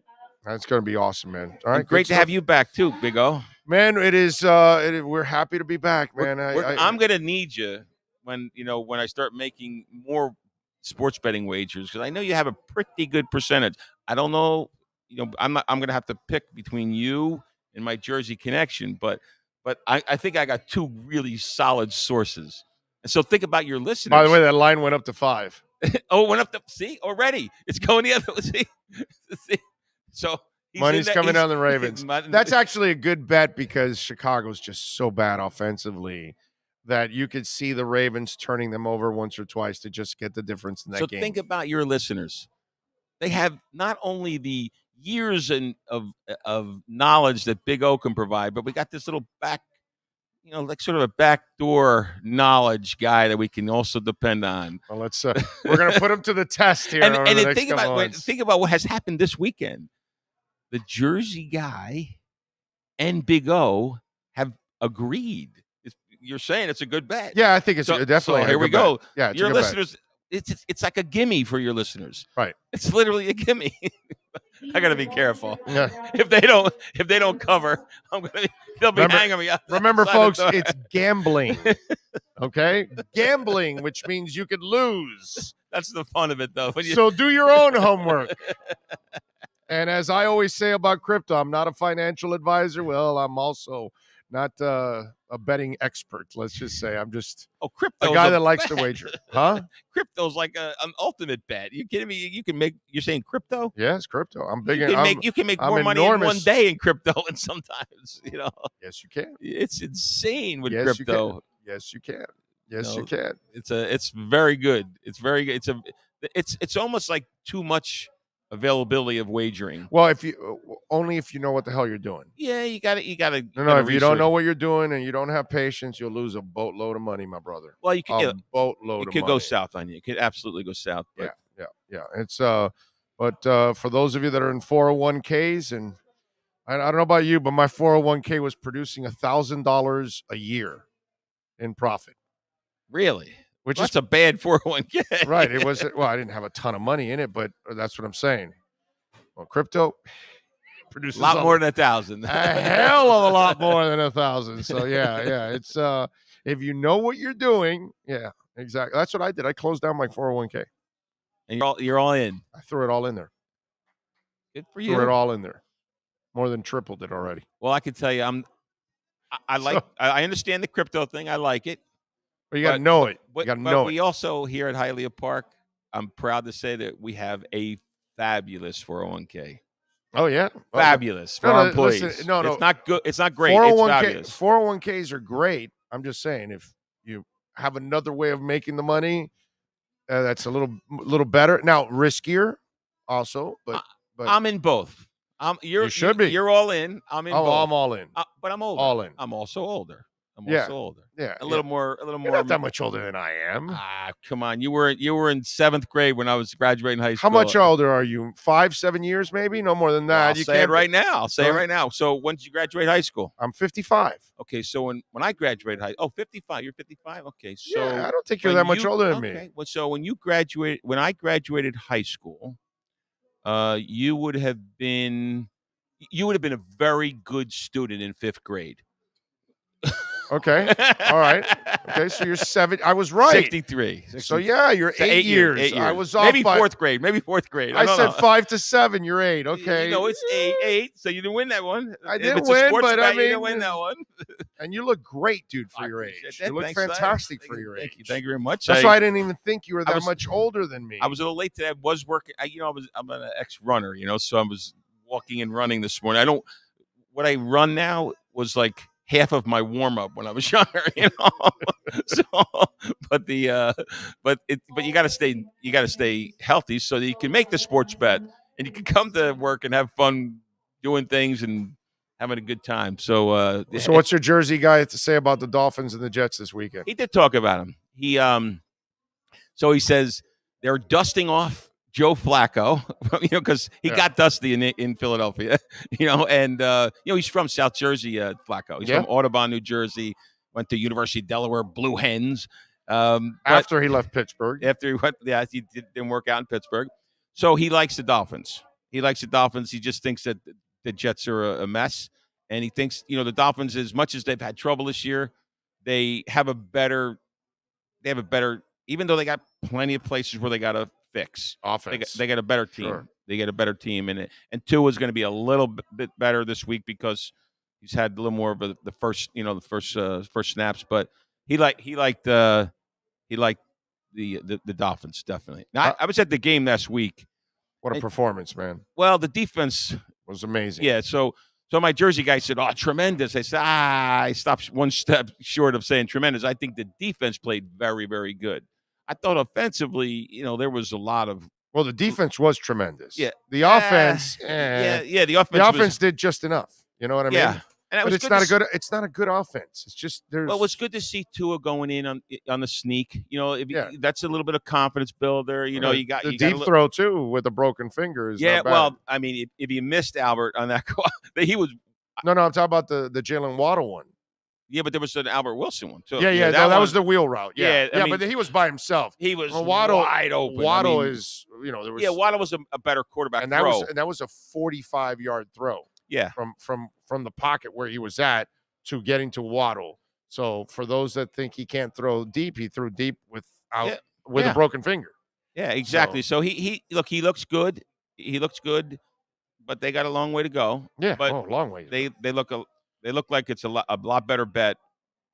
Dolphins, yes, to cover over the. They're Jets. not going anywhere with those coaches. That's the problem. Their offensive coaches are horrible, Steve. Yeah, the scheme is bad. It's a little bit weird. I like Waddle. Look, Waddle's a great receiver. Oh, Waddle would be a stud on a real offense. Yeah, and he's going to be a stud in his career. And Gesicki would be an absolute freaking stud on a real offense. Sometimes Gesicki is a stud on the Dolphins. No, I know. I know. I mean, he's like. Did you see the one-handed grab he had 2 weeks? He almost had a one-handed hat trick that week. Yeah, so he had the two, and he missed that third. second. The third one is. I went to the game and it was like son of a gun, but that was his left hand. One time it was his other hand or something. It was a little bit different when he missed. Yeah. When he missed, and so the angle was tough, man. But I mean, he's still the guy. Almost how many people can get 2 in a game? The guy almost pulled off 3, man. I mean, look, I hate to keep bringing it up, and I'm harping it, but call me Jersey Steve, whatever you want, but Gesicki's from New Jersey. Mike Gesicki went to high school. I still have a house in New Jersey. Went to high school about 5 miles from the house that I have now in Southern New Jersey. Went to Southern Regional High School, nice little big public school that has a great football team. Then he went to Penn State and he kicked ass in Penn State. Yeah. And so he's kid's athletic, man. He can make catches. He's awesome. I love the kid. He's a bit of a beast. He's a beast. He lives in so Mike Gesicki's from Manahawkin, New Jersey. I bet you not many people know that. only a Jersey guy would know that. I don't even know if most people in the world know what Manahawkin is. No, I don't think I've even heard of Manahawkin. Manahawkin, New Jersey. It's a cool little place. It's a cool little place. You should go visit someday. It's right near. It's near the Jersey Shore. Is it close to the Bada Bing? Bada Bing is north. No, the Bada Bing. So Bada Bing is where my father grew up, where Bada Bing was. Oh, okay. That's like North Arlington, Bergen County, like a little bit up there. Right? That's Bada Bing. What's the pizza? Pizza Time? Pizza Time is in North Arlington on Ridge Road. My father grew up in North Arlington. Went to North Arlington High School. Okay. So the Jersey thing is alive and well, and Jersey. We're the 6th borough down here, so yeah, exactly. I mean, all we have is a bunch of New Yorkers and Jersey people walking around this place. You got to understand sometimes the New Yorkers, they like look down on Jersey people. No, that's the Jersey guy. He's from Jersey. He don't know. Right. But really, the Jersey guys are humming along, kicking ass, and we just let them think that that thing about us. It's a beautiful thing. Steve, as always, my brother, I appreciate you bringing us back, man. Thank you so much. All right, I know Big Sean O. and I we're really pumped about coming back. I'm gonna now eat a sandwich now as we wrap it up here. Listen, if I was like a running back, I get behind you two guys, I gain 3 yards every carry. Yeah, exactly. Jesus, Exactly. this We'll is a lot. we'll get Fiore to coach us because he can definitely coach us better than the guys they have in Miami because the Dolphins have no coaches, brother. All right, man. It's crazy. Steve, I love you, brother. We'll catch you next week. Thank you, Big O. As Love always, you, pal. looking forward to it. And by the way, I was going to ask you, let me put you on the spot right here on the air. Can you get, what the hell? I love doing this to Steve. We haven't done it. Can we I get, can tell you the answer. I can tell you the question already. What is it? Does it have to do with Santa's? Yes. Does it have to do with like you'd love to have your family have a nice experience? No, that's automatic. No, that's automatic. That's automatic. That's not what I was going to ask. Shit. I would expect that one. No, you're fine. You're fine here now. We're not on radio. You're fine. No. What I want to do is give away some passes to the listeners. Oh, okay. I figured okay. you'd be all right with That's that. Absolutely. All right. So absolutely. That's a no-brainer. Next week, when you come on, we're going to give away some passes. Absolutely. To Santa's Enchanted Forest. Next week I got to call in. Well, that's fine. You know why? It's fine. Your listeners are going to say, "Oh, come on, enough's enough." I'm driving to Jersey. Okay. All right. Well, you call Can't in. make this stuff up. It's fine. It's fine. You call in. You'll be Santa for Santa's Enchanted Forest. Exactly. With some presents and next I'll have week. my guy hand them over to you so that you. Yeah, or we can we can put the coordinate to our names on office. Will Call or whatever. However, Yeah. whatever is easier for you guys. I think Will Call is always better for, and we'll get the winners. And they can go like maybe a 4-pack for them so they can go with their family. Okay, It's done. There you go. Good is done. Next week, we're going to give away a few passes to Santa's Enchanted Forest. How about that? So there you go. Thank you, All right, Steve. Big O. I appreciate you. You're a stud, my brother. Thank you for taking some time and talking a little Jersey. All right. Thank you. You got it. Bye Weapons X United. Thank you, sir, for a little love on the super chat.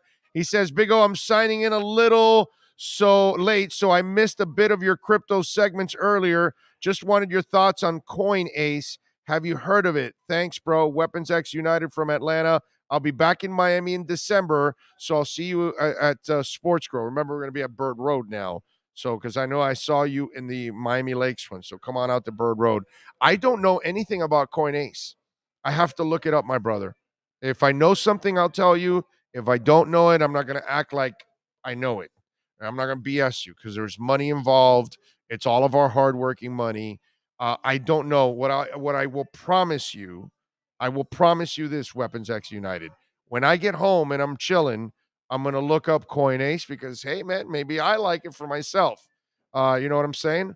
But I will definitely look that up and check out Coin Ace, and I'll see if I can talk about it tomorrow on the program and give you my thoughts on it. Okay?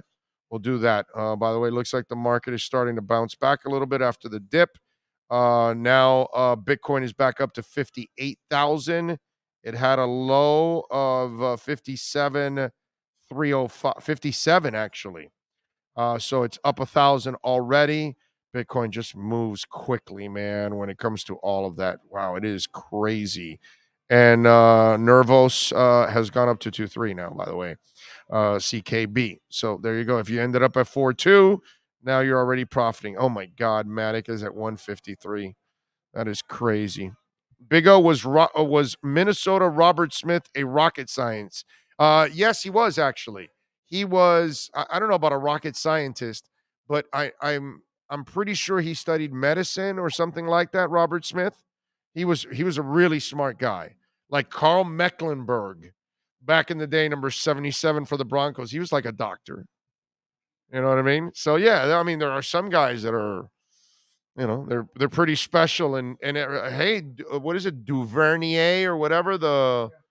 He's into medicine. The guy from the Chiefs that last year opted out to help in the COVID breakout. So, yeah. All right, man. Big O just heard you with Joe. Thank you. You hiring? Years of journalism experience. No, J-Rod, I'm not hiring, unfortunately. But I am hiring. I am looking for a local salesperson that has experience in selling radio and television. okay? It seems to be a real mission for me to find that. But by the way, if you are a business and you want to be a part of our business and help us grow and also be able to showcase your business here on this platform, please reach out to me. The text line, 855-912-1056. You can reach out on Twitter on the DM at Big O Show. You can reach out on email, bigoradioshow@yahoo.com. Many ways to reach out. If your business wants to be a part of our business and promote and grow together, I'd appreciate it immensely. And again, all those same platforms, you can reach out to me if you are into radio and TV sales and you have experience. If you don't have experience, I am not going to hire you, okay? So it has to be somebody that has experience, has to be somebody that's been in our business and knows our business and has the connections.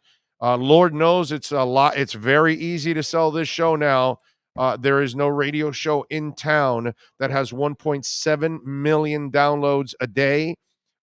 Sean just told me today we are averaging over 60,000 downloads a day, 1.7 million a month now. Okay. And this afternoon, we are crossing 8 million downloads. All right. So it is moving and moving big. The audience is growing more and more every day. If I can find a good salesperson, they will make a lot of money and live a good life if they can sell this show. So appreciate all of you out there. Sean Stanley, sir, you are awesome as always. I appreciate you. I thank every one of you out there for always tuning in. Don't forget to smash the like button on the podcast. Smash the like button right here on the YouTube channel. Very important. We'll see you tomorrow, same time, same place, same bat channel. Have a good one. This is the Big O Show. Sports fans love a place with great food, cold drinks, and TVs everywhere. That's why sports fans love Sports Grill and their 7 amazing locations. Check out the Bird Road location at 11481 Southwest 40th Street in the back corner of the West Bird Shopping Center. Sports Grill is also now offering some great employment opportunities. All kinds of positions are now available from kitchen to hosting. Call for more information at 305-485-8845. From wraps to salads to amazingly delicious specialty dishes, Sports Grill is the home to the legendary special grilled wings. Since 1987, Sports Grill, good food, good drink, and good friends. It's the Big O Show. Judge, you tuned in.